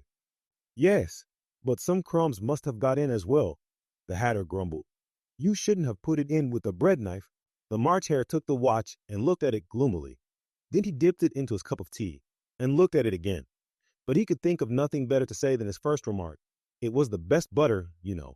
Alice had been looking over his shoulder with some curiosity. What a funny watch, she remarked. It tells the day of the month and doesn't tell what o'clock it is. Why should it? Muttered the Hatter. Does your watch tell you what year it is? Of course not, Alice replied very readily. But that's because it stays the same year for such a long time together, which is just the case with mine, said the Hatter. Alice felt dreadfully puzzled. The Hatter's remark seemed to have no sort of meaning in it, and yet it was certainly English. I don't quite understand you, she said, as politely as she could. The Dormouse is asleep again, said the Hatter, and he poured a little hot tea upon its nose. The Dormouse shook its head impatiently and said, without opening its eyes, Of course, just what I was going to remark myself. Have you guessed the riddle yet? The Hatter said, turning to Alice again. No, I give it up, Alice replied. What's the answer? I haven't the slightest idea, said the Hatter. Nor I, said the March Hare. Alice sighed wearily. I think you might do something better with the time, she said, than waste it in asking riddles that have no answers. If you knew time as well as I do, said the Hatter, you wouldn't talk about wasting it. It's him. I don't know what you mean, said Alice. Of course you don't, the Hatter said, tossing his head contemptuously. I dare say you never even spoke the time. Perhaps not, Alice cautiously replied. But I know I have to beat time when I learn music. Ah, that accounts for it, said the Hatter. He won't stand beating. Now, if you only kept on good terms with him, he'd do almost anything you like with the clock. For instance, suppose it were 9 o'clock in the morning, just time to begin lessons. You'd only have to whisper a hint to time, and round goes the clock in a twinkling. 1:30, time for dinner. I only wish it was, the March Hare said to itself in a whisper. That would be grand, certainly, said Alice thoughtfully. But then I shouldn't be hungry for it, you know. Not at first, perhaps, said the Hatter. But you could keep it to 1:30 as long as you like. Is that the way you manage? Alice asked. The Hatter shook his head mournfully. Not I, he replied. We quarreled last March just before he went mad, pointing with his teaspoon at the March Hare. It was at the great concert given by the Queen of Hearts, and I had to sing, Twinkle, twinkle, little bat, how I wonder what you're at. You know the song, perhaps? I've heard something like it, said Alice. It goes on, the Hatter continued, in this way. Up above the world you fly, like a tea tray in the sky. Twinkle, twinkle. Here the dormouse shook itself and began singing in its sleep, Twinkle, twinkle, twinkle, twinkle, and went on so long that they had to pinch it to make it stop. Well, I'd hardly finished the first verse, said the Hatter, when the Queen jumped up and bawled out, He's murdering the time. Off with his head. How dreadfully savage, exclaimed Alice. And ever since that, the Hatter went on in a mournful tone, he won't do a thing I ask. It's always 6 o'clock now. A bright idea came into Alice's head. Is that the reason so many tea things are put out here? She asked. Yes, that's it, said the Hatter with a sigh. It's always tea time, and we've no time to wash the things between whiles. Then you keep moving round, I suppose, said Alice.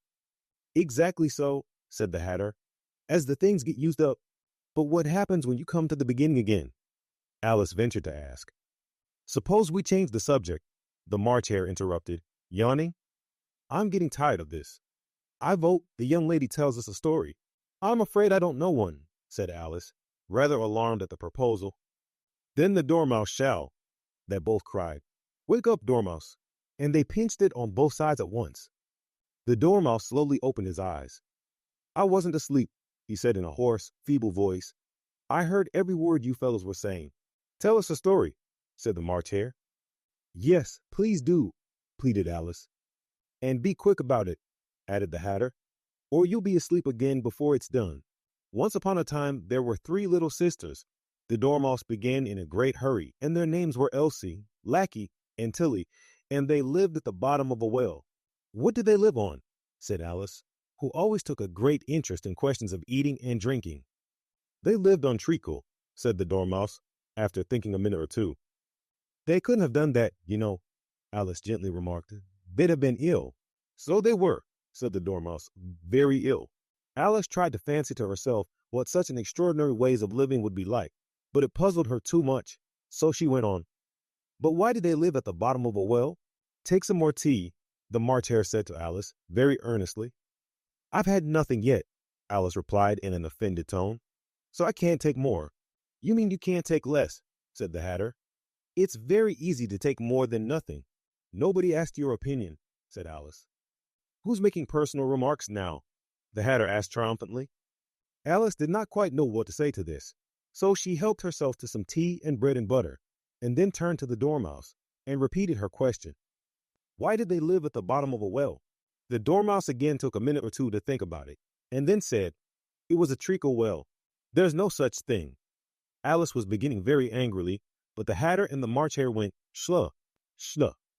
And the Dormouse sulkily remarked, If you can't be civil, you better finish the story for yourself. No, please go on.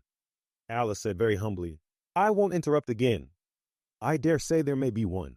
One, indeed, said the Dormouse indignantly. However, he consented to go on. And so these 3 little sisters, they were learning to draw, What did they draw? Said Alice, quite forgetting her promise. Treacle, said the Dormouse, without considering it all this time. I want a clean cup, interrupted the Hatter. Let's all move one place on. He moved on as he spoke, and the Dormouse followed him. The March Hare moved into the Dormouse's place, and Alice rather unwillingly took the place of the March Hare. The Hatter was the only one who got any advantage from the change, and Alice was a good deal worse off than before, as the March Hare had just upset the milk jug into his plate. Alice did not wish to offend the Dormouse again, so she began very cautiously. But I don't understand. Where did they draw the treacle from? You can draw water out of a water well, said the Hatter. So I should think you could draw treacle out of a treacle well, stupid? But they were in the well, Alice said to the Dormouse, not choosing to notice this last remark. Of course they were, said the Dormouse, well in. This answer so confused poor Alice that she let the dormouse go on for some time without interrupting it. They were learning to draw. The dormouse went on, yawning and rubbing its eyes, for it was getting very sleepy, and they drew all manner of things, everything that begins with an M. Why with an M? Said Alice. Why not? Said the March Hare. Alice was silent. The dormouse had closed its eyes by this time and was going off into a doze, but on being pinched by the Hatter, it woke up again with a little shriek and went on. That begins with an M, such as mouse, traps, and the moon, and memory, and muchness. You know, you say things are much of a muchness. Did you ever see such a thing as a drawing of a muchness? Really? Now you ask me, said Alice, very much confused. I don't think. Then you shouldn't talk, said the Hatter. This piece of rudeness was more than Alice could bear. She got up in great disgust and walked off. The dormouse fell asleep instantly, and neither of the others took the least notice of her going, though she looked back once or twice, half, hoping that they would call after her. The last time she saw them, they were trying to put the dormouse into the teapot. At any rate, I'll never go there again, said Alice as she picked her way through the wood. It's the stupidest tea party I ever was at in all my life. Just as she said this, she noticed that one of the trees had a door leading right into it. That's very curious, she thought. But everything's curious today. I think I may as well go in at once. And in she went. Once more she found herself in the long hall and close to the little glass table. Now, I'll manage better this time, she said to herself, and began by taking the little golden key and unlocking the door that led into the garden. Then she went to work nibbling at the mushroom. She had kept a piece of it in her pocket till she was about a foot high. Then she walked down the little passage, and then she found herself at last in the beautiful garden, among the bright flower beds and the cool fountains. Alice's Adventures in Wonderland, written by Lewis Carroll. Chapter 8. The Queen's Croquet Ground. A large rose tree stood near the entrance of the garden. The roses growing on it were white, but there were 3 gardeners at it, busily painting them red. Alice thought this a very curious thing, and she went nearer to watch them. And just as she came up to them, she heard one of them say, "Look out now, 5. Don't go splashing paint over me like that." "I couldn't help it," said 5 in a sulky tone. 7 jogged my elbow, on which 7 looked up and said, "That's right, 5. Always lay the blame on others." "You'd better not talk," said 5. "I heard the Queen say only yesterday you deserve to be beheaded." "What for?" said the one who had spoken first. "That's none of your business, 2, said 7. "Yes, it is his business," said 5, "and I'll tell him it was for bringing the cooked tulip roots instead of onions." 7 flung down his brush, and had just begun, well, of all the unjust things, when his eye chanced to fall upon Alice, as she stood watching them, and he checked himself suddenly. The others looked round also, and all of them bowed low. "Would you tell me," said Alice, a little timidly, "why you are painting those roses?" 5 and 7 said nothing, but looked at 2. 2 began in a low voice. "Why, the fact is, you see, miss, this here ought to have been a red rose tree, and we put a white one in by mistake. And if the Queen was to find it out, we should all have our heads cut off, you know.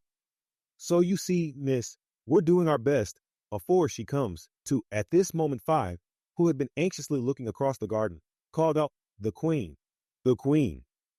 And the 3 gardeners instantly threw themselves flat upon their faces. There was a sound of many footsteps, and Alice looked round, eager to see the Queen. First came 10 soldiers carrying clubs. These were all shaped like the 3 gardeners, oblong and flat, with their hands and feet at the corners.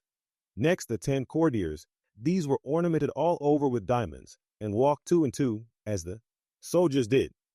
After these came the royal children. There were 10 of them, and the little dears came jumping merrily along hand in hand, in couples.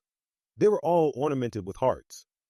Next came the guests, mostly kings and queens, and among them Alice recognized the white rabbit. It was talking in a hurried, nervous manner, smiling at everything that was said, and went by without noticing her. Then followed the knave of hearts, carrying the king's crown on a crimson velvet cushion, and, last of all this grand procession, came the king and queen of hearts. Alice was rather doubtful whether she ought not to lie down on her face like the 3 gardeners, but she could not remember ever having heard of such a rule at processions. And besides, what would be the use of a procession, thought she, if people had all to lie down upon their faces so that they couldn't see it? So she stood still where she was and waited. When the procession came opposite to Alice, they all stopped and looked at her, and the queen said severely, "Who is this?" She said it to the knave of hearts, who only bowed and smiled in reply. "Idiot," said the queen, tossing her head impatiently, and turning to Alice, she went on, "What's your name, child?"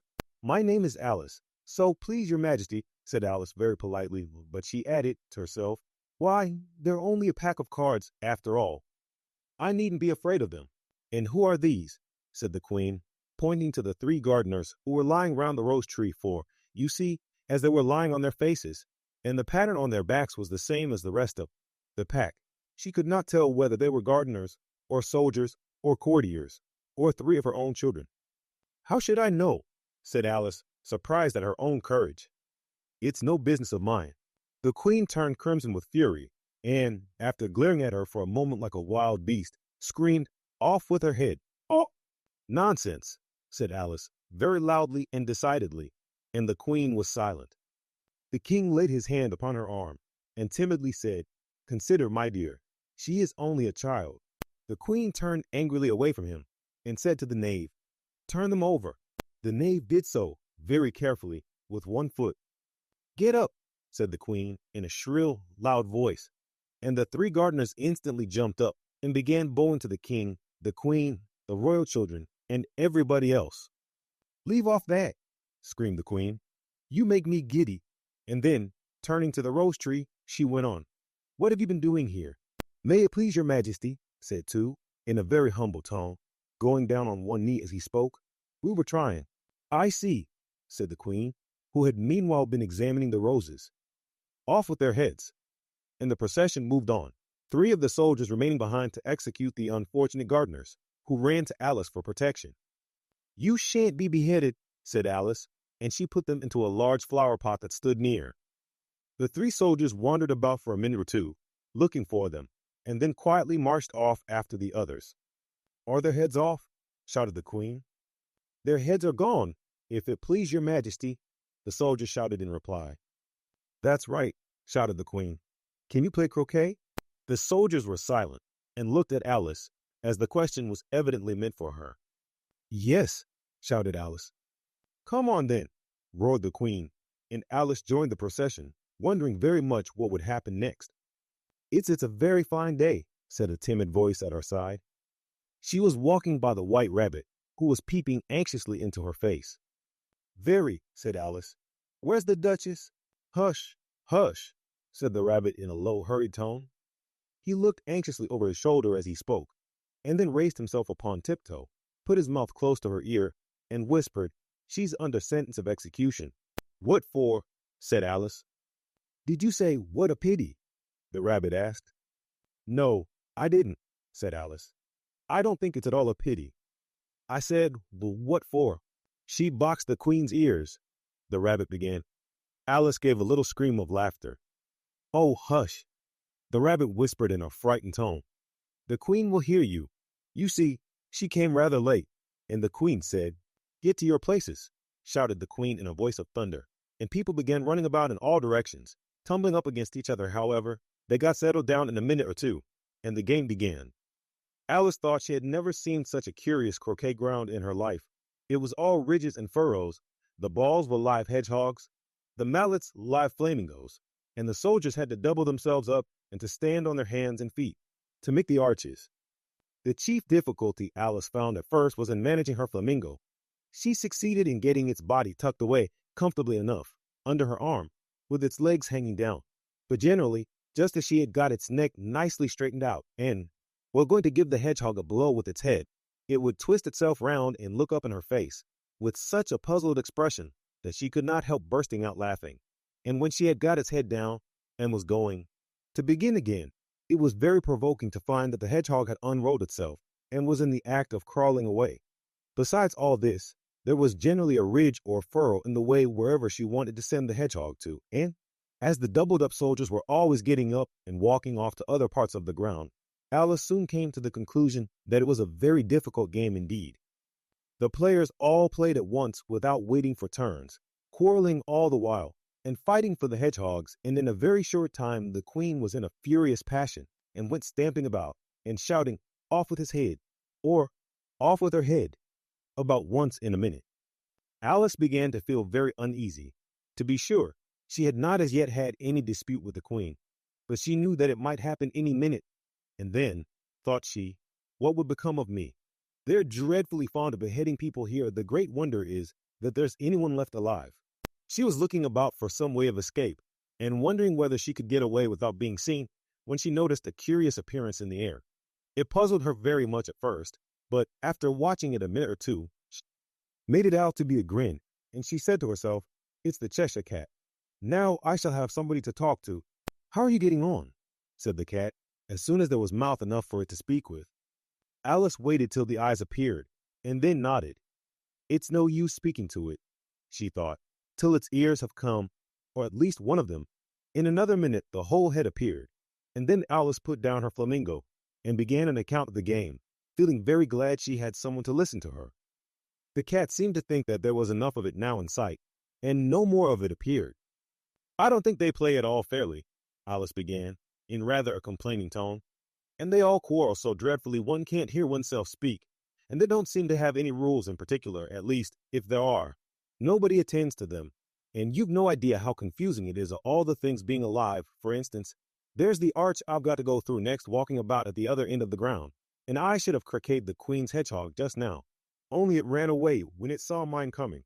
"How do you like the queen?" said the cat in a low voice. "Not at all," said Alice. "She's so extremely." Just then she noticed that the queen was close behind her, listening. So she went on, "Likely to win, that it's hardly worth while finishing the game." The queen smiled and passed on. "Who are you talking to?" said the king, going up to Alice and looking at the cat's head with great curiosity. "It's a friend of mine, a Cheshire Cat," said Alice. "Allow me to introduce it." "I don't like the look of it at all," said the king. "However, it may kiss my hand if it likes." "I'd rather not," the cat remarked. "Don't be impertinent," said the king, "and don't look at me like that." He got behind Alice as he spoke. "A cat may look at a king," said Alice. "I've read that in some book, but I don't remember where." "Well, it must be removed," said the king very decidedly, and he called the queen, who was passing at the moment. "My dear, I wish you would have this cat removed." The queen had only one way of settling all difficulties, great or small. "Off with his head," she said, without even looking round. "I'll fetch the executioner myself," said the king eagerly, and he hurried off. Alice thought she might as well go back and see how the game was going on, as she heard the queen's voice in the distance, screaming with passion. She had already heard her sentence 3 of the players to be executed for having missed their turns, and she did not like the look of things at all, as the game was in such confusion that she never knew whether it was her turn or not. So she went in search of her hedgehog. The hedgehog was engaged in a fight with another hedgehog, which seemed to Alice an excellent opportunity for croqueting one of them with the other. The only difficulty was that her flamingo was gone across to the other side of the garden, where Alice could see it trying in a helpless sort of way to fly up into a tree. By the time she had caught the flamingo and brought it back, the fight was over, and both the hedgehogs were out of sight. But it doesn't matter much, thought Alice, as all the arches are gone from this side of the ground. So she tucked it away under her arm, that it might not escape again, and went back for a little more conversation with her friend. When she got back to the Cheshire Cat, she was surprised to find quite a large crowd collected round it. There was a dispute going on between the executioner, the king, and the queen, who were all talking at once, while all the rest were quite silent and looked very uncomfortable. The moment Alice appeared, she was appealed to by all 3 to settle the question, and they repeated their arguments to her, though, as they all spoke at once, she found it very hard indeed to make out exactly what they said. The executioner's argument was that you couldn't cut off a head unless there was a body to cut it off from, that he had never had to do such a thing before, and he wasn't going to begin at his time of life. The king's argument was that anything that had a head could be beheaded, and that you weren't to talk nonsense. The queen's argument was that if something wasn't done about it in less than no time, she'd have everybody executed, all round. It was this last remark that had made the whole party look so grave and anxious. Alice could think of nothing else to say, but it belongs to the Duchess. You'd better ask her about it. She's in prison, the queen said to the executioner. Fetch her here. And the executioner went off like an arrow. The cat's head began fading away the moment he was gone, and by the time he had come back with the Duchess, it had entirely disappeared. So the king and the executioner ran wildly up and down looking for it, while the rest of the party went back to the game. Alice's Adventures in Wonderland, written by Lewis Carroll. Chapter 9. The Mock Turtle Story. "You can't think how glad I am to see you again, you dear old thing," said the Duchess, as she tucked her arm affectionately into Alice's, and they walked off together. Alice was very glad to find her in such a pleasant temper, and thought to herself that perhaps it was only the pepper that had made her so savage when they met in the kitchen. "When I'm a duchess," she said to herself, not in a very hopeful tone though, "I won't have any pepper in my kitchen at all. Soup does very well without, maybe it's always pepper that makes people hot-tempered," she went on, very much pleased at having found out a new kind of rule, "and vinegar that makes them sour, and chamomile that makes them bitter, and barley sugar, and such things that make children sweet-tempered. I only wish people knew that. Then they wouldn't be so stingy about it, you know." She had quite forgotten the Duchess by this time, and was a little startled when she heard her voice close to her ear. "You're thinking about something, my dear, and that makes you forget to talk. I can't tell you just now what the moral of that is, but I shall remember it in a bit." "Perhaps it hasn't one," Alice ventured to remark. "Tut, tut, child," said the Duchess. "Everything's got a moral, if only you can find it." And she squeezed herself up closer to Alice's side as she spoke. Alice did not much like keeping so close to her. First, because the Duchess was very ugly, and secondly, because she was exactly the right height to rest her chin upon Alice's shoulder, and it was an uncomfortably sharp chin. However, she did not like to be rude, so she bore it as well as she could. "The game's going on rather better now," she said, by way of keeping up the conversation a little. "'Tis so," said the Duchess, "and the moral of that is, oh, 'tis love, that makes the world go round." "Somebody said," Alice whispered, "that it's done by everybody minding their own business." "Ah, well, it means much the same thing," said the Duchess, digging her sharp little chin into Alice's shoulder as she added, "and the moral of that is, take care of the sense, and the sounds will take care of themselves." How fond she is of finding morals in things, Alice thought to herself. "I dare say you're wondering why I don't put my arm round your waist," the Duchess said after a pause. "The reason is that I'm doubtful about the temper of your flamingo. Shall I try the experiment?" "He might bite," Alice cautiously replied, not feeling at all anxious to have the experiment tried. "Very true," said the Duchess. "Flamingos and mustard both bite. And the moral of that is, birds of a feather flock together." "Only mustard isn't a bird," Alice remarked. "Right, as usual," said the Duchess. "What a clear way you have of putting things." "It's a mineral, I think," said Alice. "Of course it is," said the Duchess, who seemed ready to agree to everything that Alice said. "There's a large mustard mine near here. And the moral of that is, the more there is of mine, the less there is of yours." "Oh, I know," exclaimed Alice, who had not attended to this last remark. "It's a vegetable. It doesn't look like one, but it is." "I quite agree with you," said the Duchess. "And the moral of that is, be what you would seem to be. Or if you'd like it put more simply, never imagine yourself not to be otherwise than what it might appear to others, that what you were or might have been was not otherwise than what you had been would have appeared to them to be otherwise." "I think I should understand that better," Alice said very politely, "if I had it written down.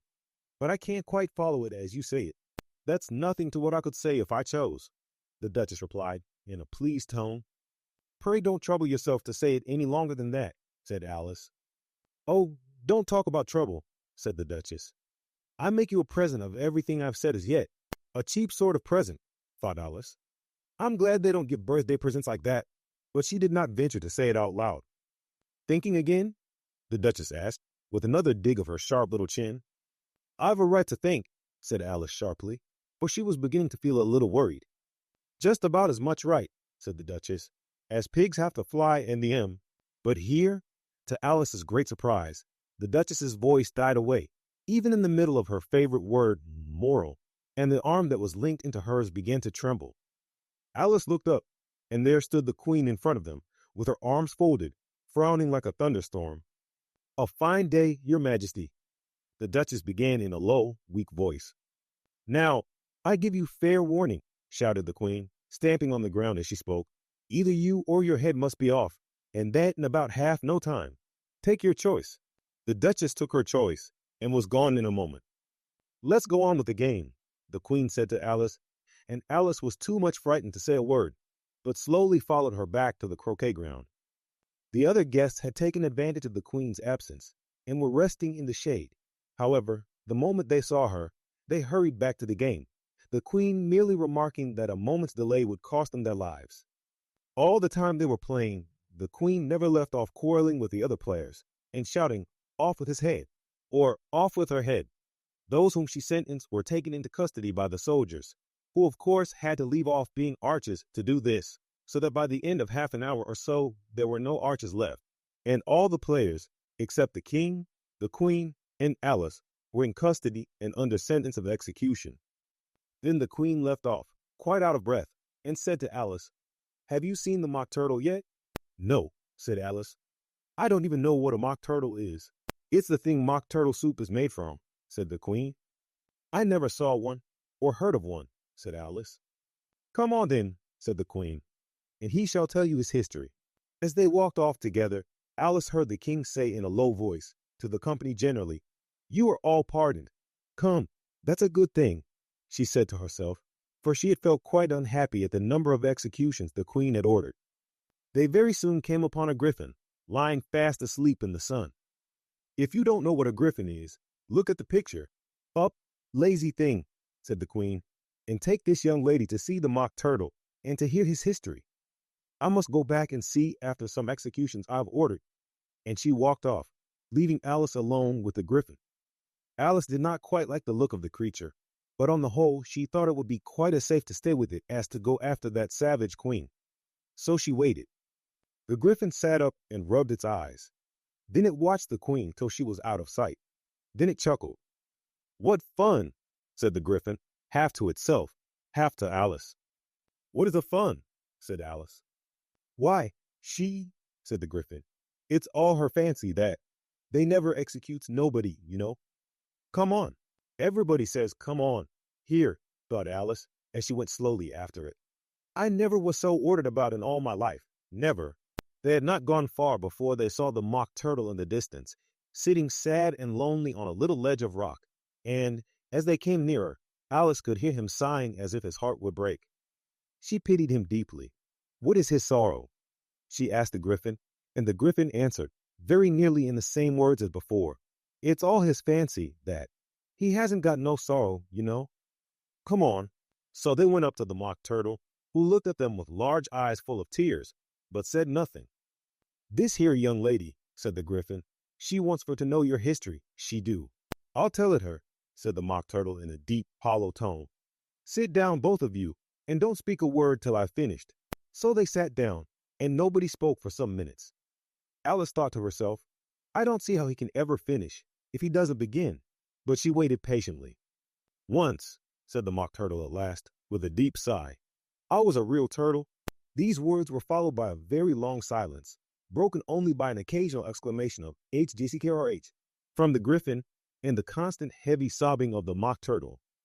Alice was very nearly getting up and saying, "Thank you, sir, for your interesting story," but she could not help thinking there must be more to come, so she sat still and said nothing.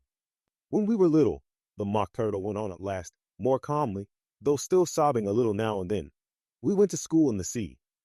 The master was an old turtle. We used to call him Tortoise." "Why did you call him Tortoise if it wasn't one?" Alice asked. "We called him Tortoise because he taught us," said the mock turtle angrily. "Really, you are very dull.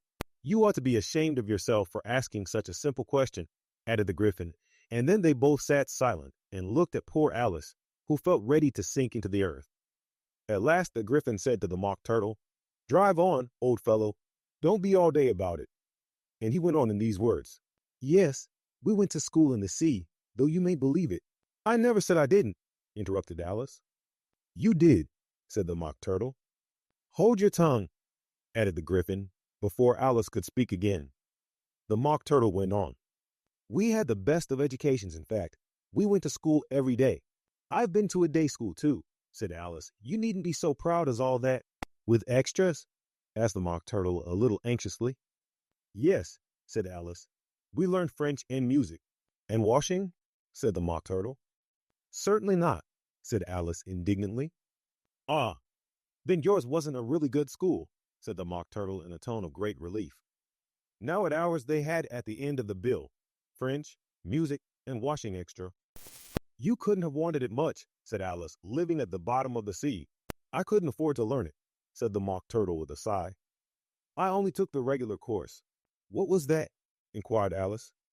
"Reeling and writhing, of course, to begin with," the Mock Turtle replied, "and then the different branches of arithmetic, ambition, distraction, uglification, and derision." "I never heard of uglification," Alice ventured to say. "What is it?" The Griffin lifted up both its paws in surprise.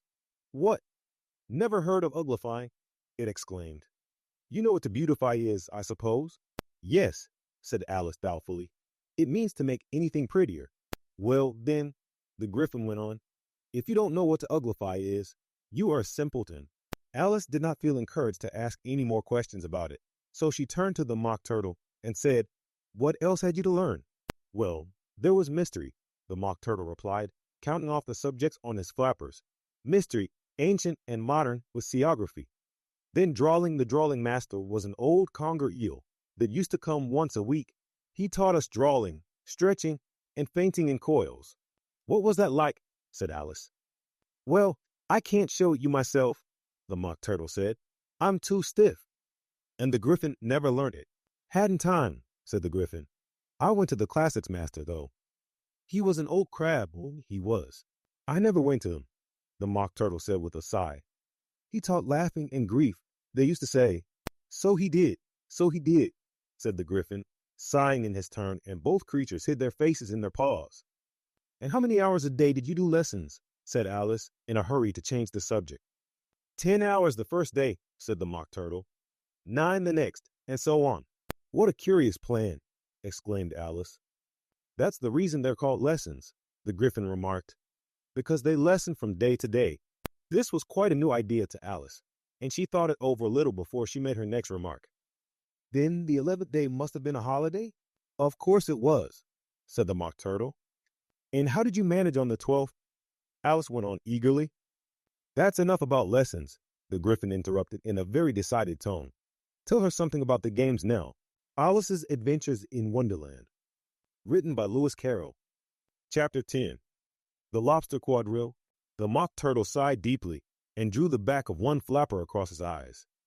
He looked at Alice and tried to speak, but for a minute or two sobs choked his voice. "Same as if he had a bone in his throat," said the Griffin, and it set to work shaking him and punching him in the back. At last the Mock Turtle recovered his voice, and, with tears running down his cheeks, he went on again. "You may not have lived much under the sea." "I haven't," said Alice. "And perhaps you were never even introduced to a lobster." Alice began to say, "I once tasted," but checked herself hastily and said, "No, never." "So you can have no idea what a delightful thing a lobster quadrille is." "No, indeed," said Alice. "What sort of a dance is it?" "Why," said the Griffin, "you first form into a line along the seashore." "2 lines," cried the Mock Turtle. "Seals, turtles, salmon, and so on then, when you've cleared all the jellyfish out of the way." "That generally takes some time," interrupted the Griffin. "You advance twice, each with a lobster as a partner," cried the Griffin. "Of course," the Mock Turtle said. "Advance twice, set to partners, change lobsters, and retire in same order," continued the Griffin.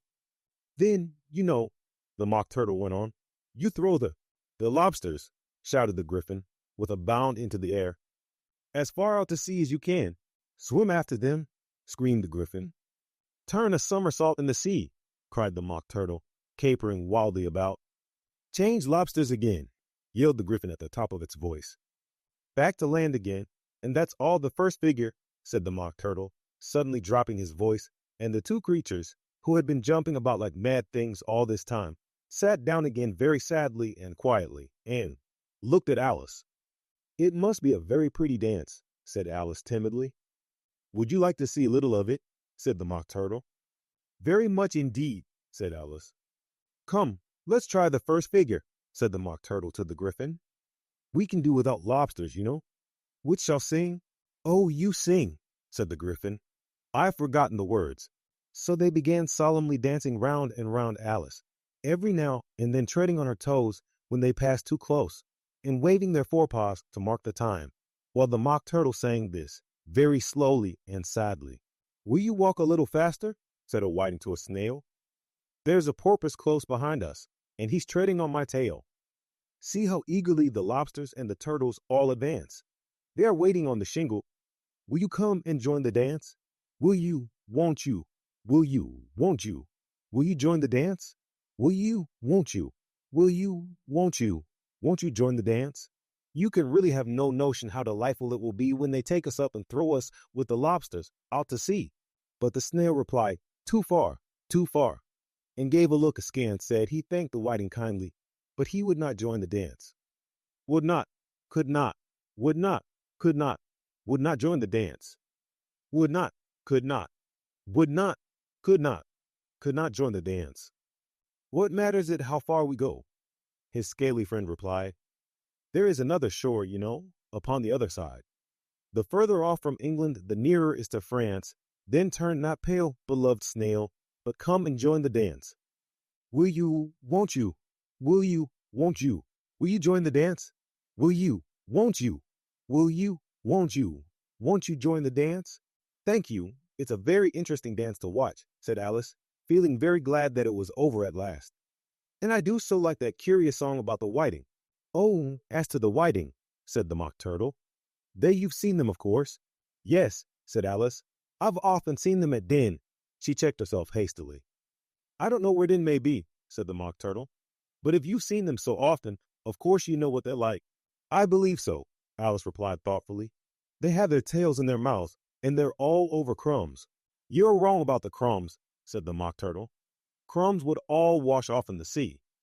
But they have their tails in their mouths, and the reason is here. The Mock Turtle yawned and shut his eyes. Tell her about the reason and all that, he said to the Griffin. The reason is, said the Griffin, that they would go with the lobsters to the dance. So they got thrown out to sea. So they had to fall a long way. So they got their tails fast in their mouths. So they couldn't get them out again. That's all. Thank you, said Alice. It's very interesting. I never knew so much about a whiting before. I can tell you more than that, if you like, said the Griffin. Do you know why it's called a whiting? I never thought about it, said Alice. Why, it does the boots and shoes, the Griffin replied very solemnly. Alice was thoroughly puzzled. Does the boots and shoes, she repeated in a wondering tone. Why, what are your shoes done with? Said the Griffin. I mean, what makes them so shiny? Alice looked down at them and considered a little before she gave her answer. They're done with blacking, I believe. Boots and shoes under the sea, the Griffin went on in a deep voice, are done with a whiting. Now you know. And what are they made of? Alice asked in a tone of great curiosity. Soles and eels, of course, the Griffin replied rather impatiently. Any shrimp could have told you that. If I'd been the whiting, said Alice, whose thoughts were still running on the song, I'd have said to the porpoise, keep back, please. We don't want you with us. They were obliged to have him with them, the Mock Turtle said. No wise fish would go anywhere without a porpoise. Wouldn't it really? Said Alice in a tone of great surprise. Of course not, said the Mock Turtle. Why, if a fish came to me and told me he was going a journey, I should say, with what porpoise? Don't you mean purpose? Said Alice. I mean what I say, the Mock Turtle replied in an offended tone. And the Griffin added, come, let's hear some of your adventures. I could tell you my adventures beginning from this morning, said Alice a little timidly, but it's no use going back to yesterday, because I was a different person then. Explain all that, said the Mock Turtle. No, no. The adventures first, said the Griffin in an impatient tone. Explanations take such a dreadful time. So Alice began telling them her adventures from the time when she first saw the white rabbit. She was a little nervous about it, just at first. The two creatures got so close to her, one on each side, and opened their eyes and mouths so very wide, but she gained courage as she went on. Her listeners were perfectly quiet till she got to the part about her repeating, "You are old, Father William," to the caterpillar, and the words all coming different. And then the Mock Turtle drew a long breath and said, "That's very curious." "It's all about as curious as it can be," said the Griffin. "It all came different," the Mock Turtle repeated thoughtfully. I should like to hear her try and repeat something now. Tell her to begin. He looked at the griffin as if he thought it had some kind of authority over Alice. Stand up and repeat, "'Tis the voice of the sluggard," said the griffin. How the creatures order one about and make one repeat lessons, thought Alice. I might as well be at school at once. However, she got up and began to repeat it, but her head was so full of the lobster quadrille that she hardly knew what she was saying, and the words came very queer indeed. "'Tis the voice of the lobster," I heard him declare. "You have baked me too brown. I must sugar my hair, as a duck with its eyelids." So he with his nose trims his belt and his buttons, and turns out his toes. Later editions continued as follows. When the sands are all dry, he is gay as a lark, and will talk in contemptuous tones of the shark. But when the tide rises and sharks are around, his voice has a timid and tremulous sound. That's different from what I used to say when I was a child, said the griffin.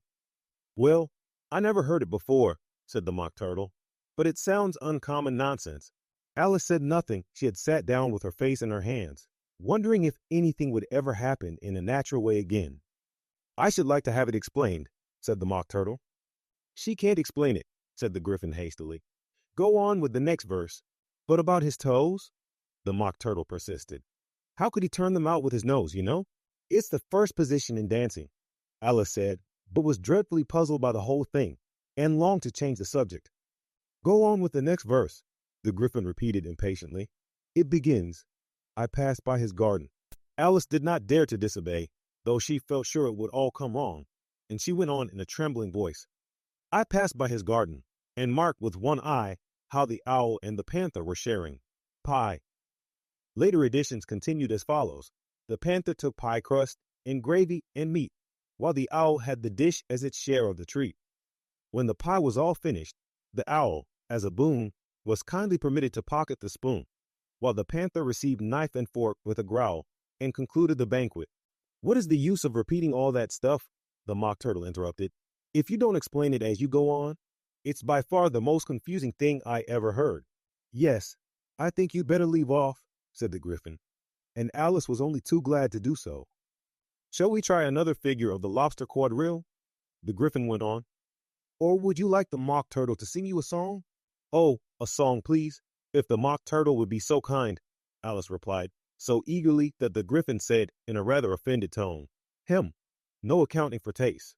Sing her turtle soup, will you, old fellow?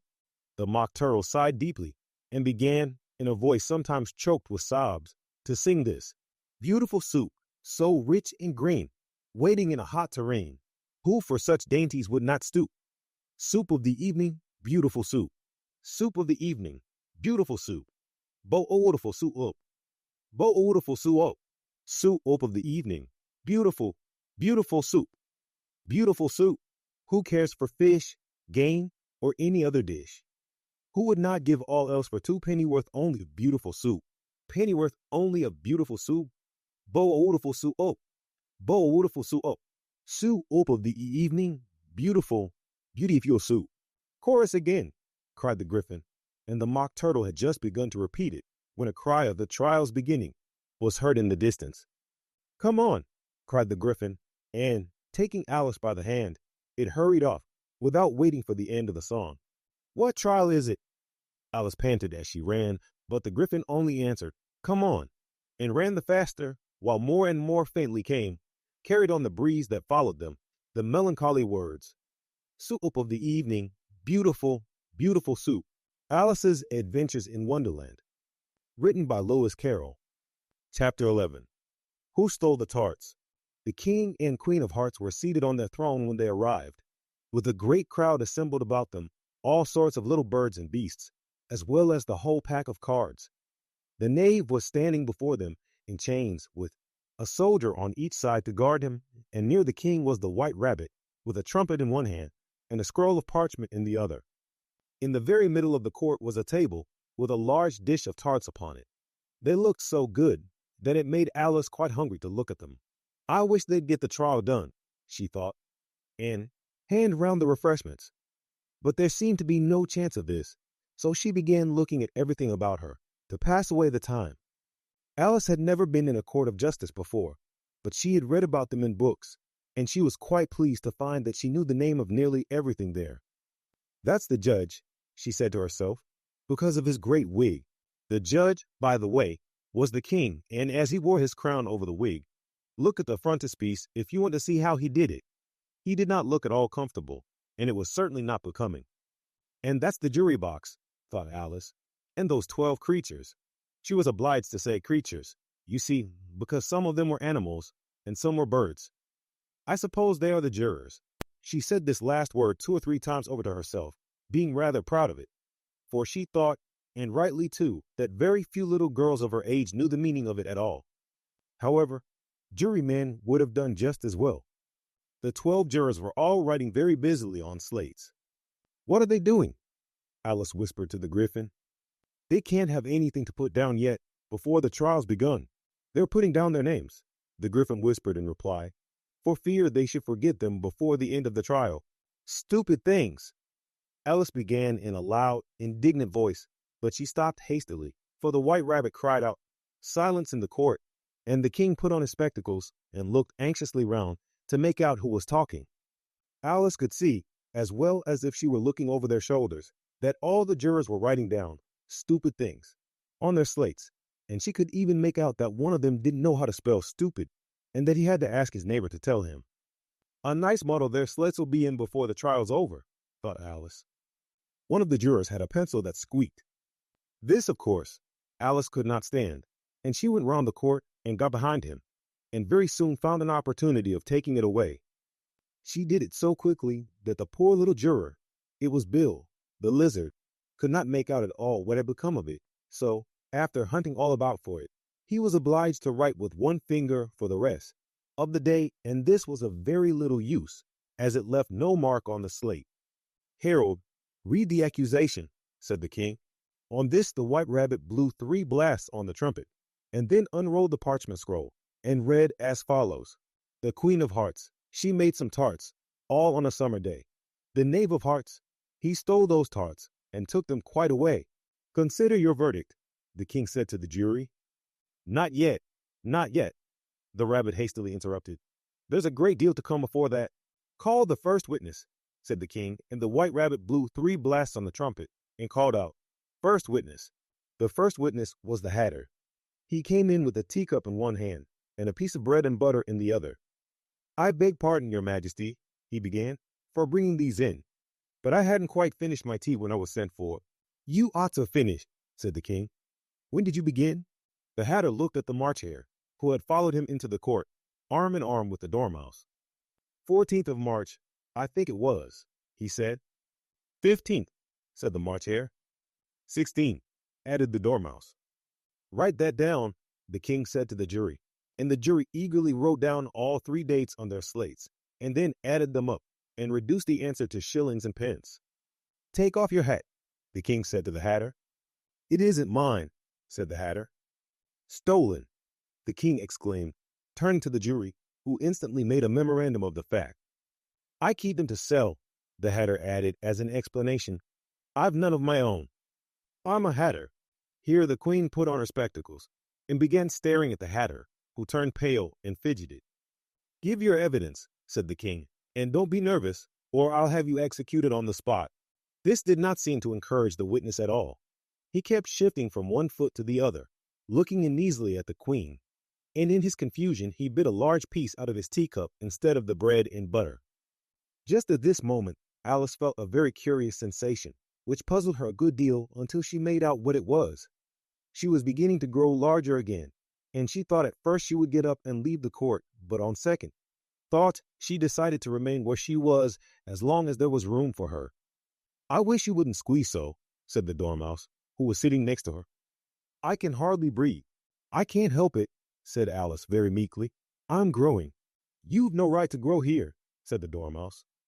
Don't talk nonsense, said Alice more boldly. You know you're growing too. Yes, but I grow at a reasonable pace, said the Dormouse. Not in that ridiculous fashion. And he got up very sulkily and crossed over to the other side of the court. All this time the queen had never left off staring at the Hatter, and just as the Dormouse crossed the court, she said to one of the officers of the court, Bring me the list of the singers in the last concert, on which the wretched Hatter trembled so that he shook both his shoes off. Give your evidence, the king repeated angrily, or I'll have you executed, whether you're nervous or not. I'm a poor man, your majesty, the hatter began in a trembling voice, and I hadn't begun my tea not above a week or so, and what with the bread and butter getting so thin and the twinkling of the tea. The twinkling of the what? Said the king. It began with the tea, the hatter replied. Of course twinkling begins with a T, said the king sharply. Do you take me for a dunce? Go on. I'm a poor man, the hatter went on, and most things twinkled after that, only the March Hare said, I didn't. The March Hare interrupted in a great hurry. You did, said the hatter. I deny it, said the March Hare. He denies it, said the king. Leave out that part. Well, at any rate, the Dormouse said. The hatter went on, looking anxiously round to see if he would deny it too, but the Dormouse denied nothing, being fast asleep. After that, continued the hatter, I cut some more bread and butter. But what did the Dormouse say? One of the jury asked. That I can't remember, said the hatter. You must remember, remarked the king, or I'll have you executed. The miserable hatter dropped his teacup and bread and butter and went down on one knee. I'm a poor man, your majesty, he began. You're a very poor speaker, said the king. Here one of the guinea pigs cheered and was immediately suppressed by the officers of the court. As that is rather a hard word, I will just explain to you how it was done. They had a large canvas bag, which tied up at the mouth with strings. Into this they slipped the guinea pig, head first, and then sat upon it. I'm glad I've seen that done, thought Alice. I've so often read in the newspapers, at the end of trials, there were some attempts at applause, which was immediately suppressed by the officers of the court, and I never understood what it meant till now. If that's all you know about it, you may stand down, continued the king. I can't go no lower, said the hatter. I'm on the floor as it is. Then you may sit down, the king replied. Here the other guinea pig cheered and was suppressed. Come, that finished the guinea pigs, thought Alice. Now we shall get on better. I'd rather finish my tea, said the hatter, with an anxious look at the queen, who was reading the list of singers. You may go, said the king, and the hatter hurriedly left the court, without even waiting to put his shoes on. And just take his head off outside, the queen added to one of the officers. But the hatter was out of sight before the officer could get to the door. Call the next witness, said the king. The next witness was the duchess's cook. She carried the pepper box in her hand, and Alice guessed who it was, even before she got into the court. By the way, the people near the door began sneezing all at once. Give your evidence, said the king. Shan't, said the cook. The king looked anxiously at the white rabbit, who said in a low voice, Your Majesty must cross-examine this witness. Well, if I must, I must, the king said, with a melancholy air, and, after folding his arms and frowning at the cook till his eyes were nearly out of sight, he said in a deep voice, What are tarts made of? Pepper, mostly, said the cook. Treacle, said a sleepy voice behind her. Collar that dormouse, the queen shrieked out. Behead that dormouse. Turn that dormouse out of court. Suppress him. Pinch him. Off with his whiskers. For some minutes the whole court was in confusion, getting the dormouse turned out, and, by the time they had settled down again, the cook had disappeared. Never mind, said the king, with an air of great relief. Call the next witness. And he added in an undertone to the queen, Really, my dear, you must cross-examine the next witness. It quite makes my forehead ache.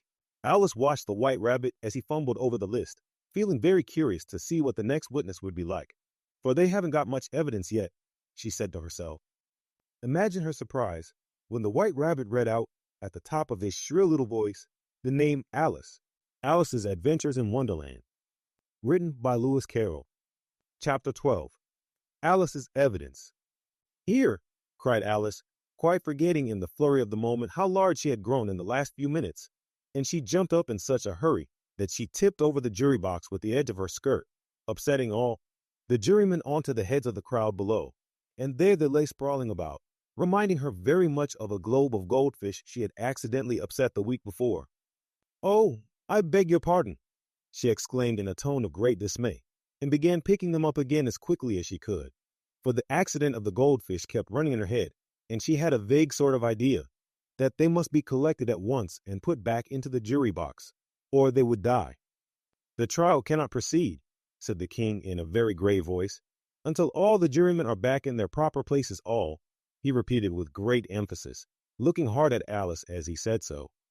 Alice looked at the jury box and saw that, in her haste, she had put the lizard in head downwards, and the poor little thing was waving its tail about in a melancholy way, being quite unable to move. She soon got it out again and put it right. Not that it signifies much, she said to herself. I should think it would be quite as much use in the trial one way up as the other. As soon as the jury had a little recovered from the shock of being upset, and their slates and pencils had been found and handed back to them, they set to work very diligently to write out a history of the accident, all except the lizard, who seemed too much overcome to do anything but sit with its mouth open, gazing up into the roof of the court. What do you know about this business? The king said to Alice. Nothing, said Alice. Nothing whatever? Persisted the king. Nothing whatever, said Alice. That's very important, the king said, turning to the jury. They were just beginning to write this down on their slates when the White Rabbit interrupted. Unimportant, Your Majesty means, of course, he said in a very respectful tone, but frowning and making faces at him as he spoke. Unimportant, of course, I meant, the king hastily said, and went on to himself in an undertone. Important, unimportant, unimportant, important, as if he were trying which word sounded best. Some of the jury wrote it down, important, and some unimportant. Alice could see this, as she was near enough to look over their slates. But it doesn't matter a bit, she thought to herself. At this moment the king, who had been for some time busily writing in his notebook, cackled out, silence, and read out from his book, Rule 42. All persons more than a mile high to leave the court. Everybody looked at Alice. I'm not a mile high, said Alice. You are, said the king. Nearly 2 miles high, added the queen. Well, I shan't go, at any rate, said Alice. Besides, that's not a regular rule. You invented it just now. It's the oldest rule in the book, said the king. Then it ought to be number 1, said Alice. The king turned pale and shut his notebook hastily. Consider your verdict, he said to the jury in a low, trembling voice. There's more evidence to come yet, please your majesty, said the White Rabbit, jumping up in a great hurry. This paper has just been picked up. What's in it? Said the queen. I haven't opened it yet, said the White Rabbit, but it seems to be a letter written by the prisoner to somebody. It must have been that, said the king, unless it was written to nobody, which isn't usual, you know. Who is it directed to? Said one of the jurymen. It isn't directed at all, said the White Rabbit. In fact, there's nothing written on the outside. He unfolded the paper as he spoke and added, It isn't a letter, after all. It's a set of verses. Are they in the prisoner's handwriting? Asked another of the jurymen. No, they're not, said the White Rabbit, and that's the queerest thing about it. The jury all looked puzzled. He must have imitated somebody else's hand, said the king. The jury all brightened up again. Please your majesty, said the knave. I didn't write it, and they can't prove I did. There's no name signed at the end. If you didn't sign it, said the king, that only makes the matter worse. You must have meant some mischief, or else you'd have signed your name like an honest man.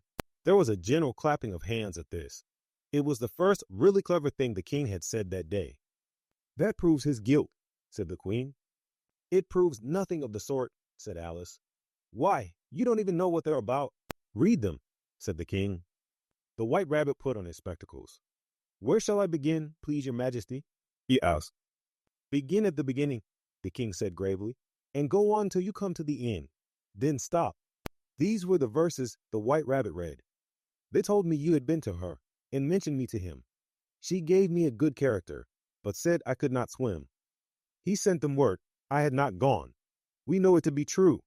If she should push the matter on, what would become of you? I gave her 1. They gave him 2.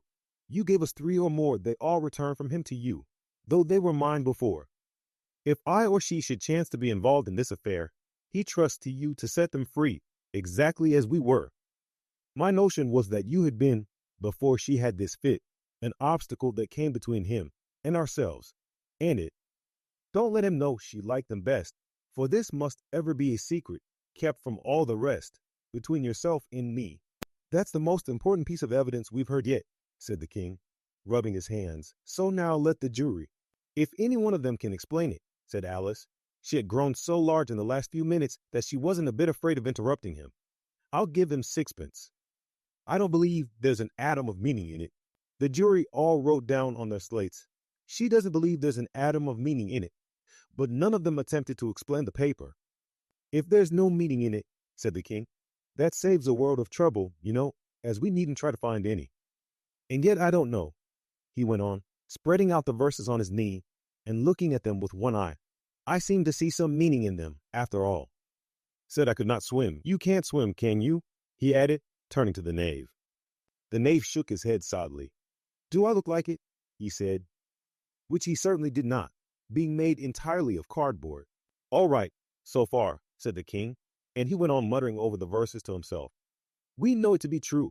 That's a jury, of course. I gave her one. They gave him 2. Why? That must be what he did with the tarts, But it goes on. They all return from him to you, said Alice. Why, there they are, said the king triumphantly, pointing to the tarts on the table. Nothing can be clearer than that. Then again, before she had this fit, you never had fits, my dear, I think, he said to the queen. Never, said the queen furiously, throwing an inkstand at the lizard as she spoke. The unfortunate little Bill had left off writing on his slate with one finger, as he found it made no mark, but he now hastily began again, using the ink that was trickling down his face as long as it lasted. Then the words don't fit you, said the king, looking round the court with a smile. There was a dead silence. It's a pun, the king added in an offended tone, and everybody laughed. Let the jury consider their verdict, the king said, for about the 20th time that day. No, no, said the queen. Sentence first, verdict afterwards. Stuff and nonsense, said Alice loudly. The idea of having the sentence first. Hold your tongue, said the queen, turning purple. I won't, said Alice. Off with her head, the queen shouted at the top of her voice. Nobody move. Who cares for you? Said Alice. She had grown to her full size by this time. You're nothing but a pack of cards. At this, the whole pack rose up into the air and came flying down upon her.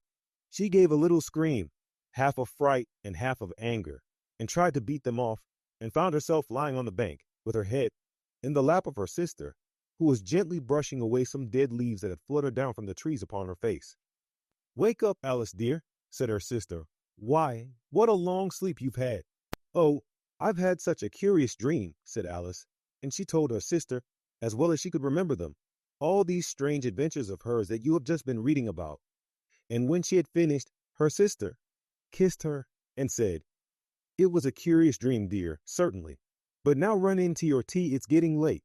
So Alice got up and ran off, thinking while she ran, as well she might, what a wonderful dream it had been. But her sister sat still just as she left her, leaning her head on her hand, watching the setting sun, and thinking of little Alice and all her wonderful adventures, till she too began dreaming after a fashion. And this was her dream. First, she dreamed of little Alice herself, and once again the tiny hands were clasped upon her knee, and the bright, eager eyes were looking up into hers. She could hear the very tones of her voice, and see that queer little toss of her head, to keep back the wandering hair that would always get into her eyes. And still, as she listened, or seemed to listen, the whole place around her became alive with the strange creatures of her little sister's dream. The long grass rustled at her feet as the white rabbit, hurried by the frightened mouse, splashed his way through the neighboring pool. She could hear the rattle of the teacups as the March Hare and his friends shared their never-ending meal, and the shrill voice of the queen ordering off her unfortunate guests to execution. Once more, the pig baby was sneezing on the duchess's knee, while plates and dishes crashed around it. Once more, the shriek of the griffin, the squeaking of the lizard's slate pencil, and the choking of the suppressed guinea pigs filled the air, mixed up with the distant sobs of the miserable mock turtle. So she sat on, with closed eyes, and half believed herself in Wonderland, though she knew she had but to open them again, and all would change to dull reality. The grass would be only rustling in the wind, and the pool rippling to the waving of the reeds.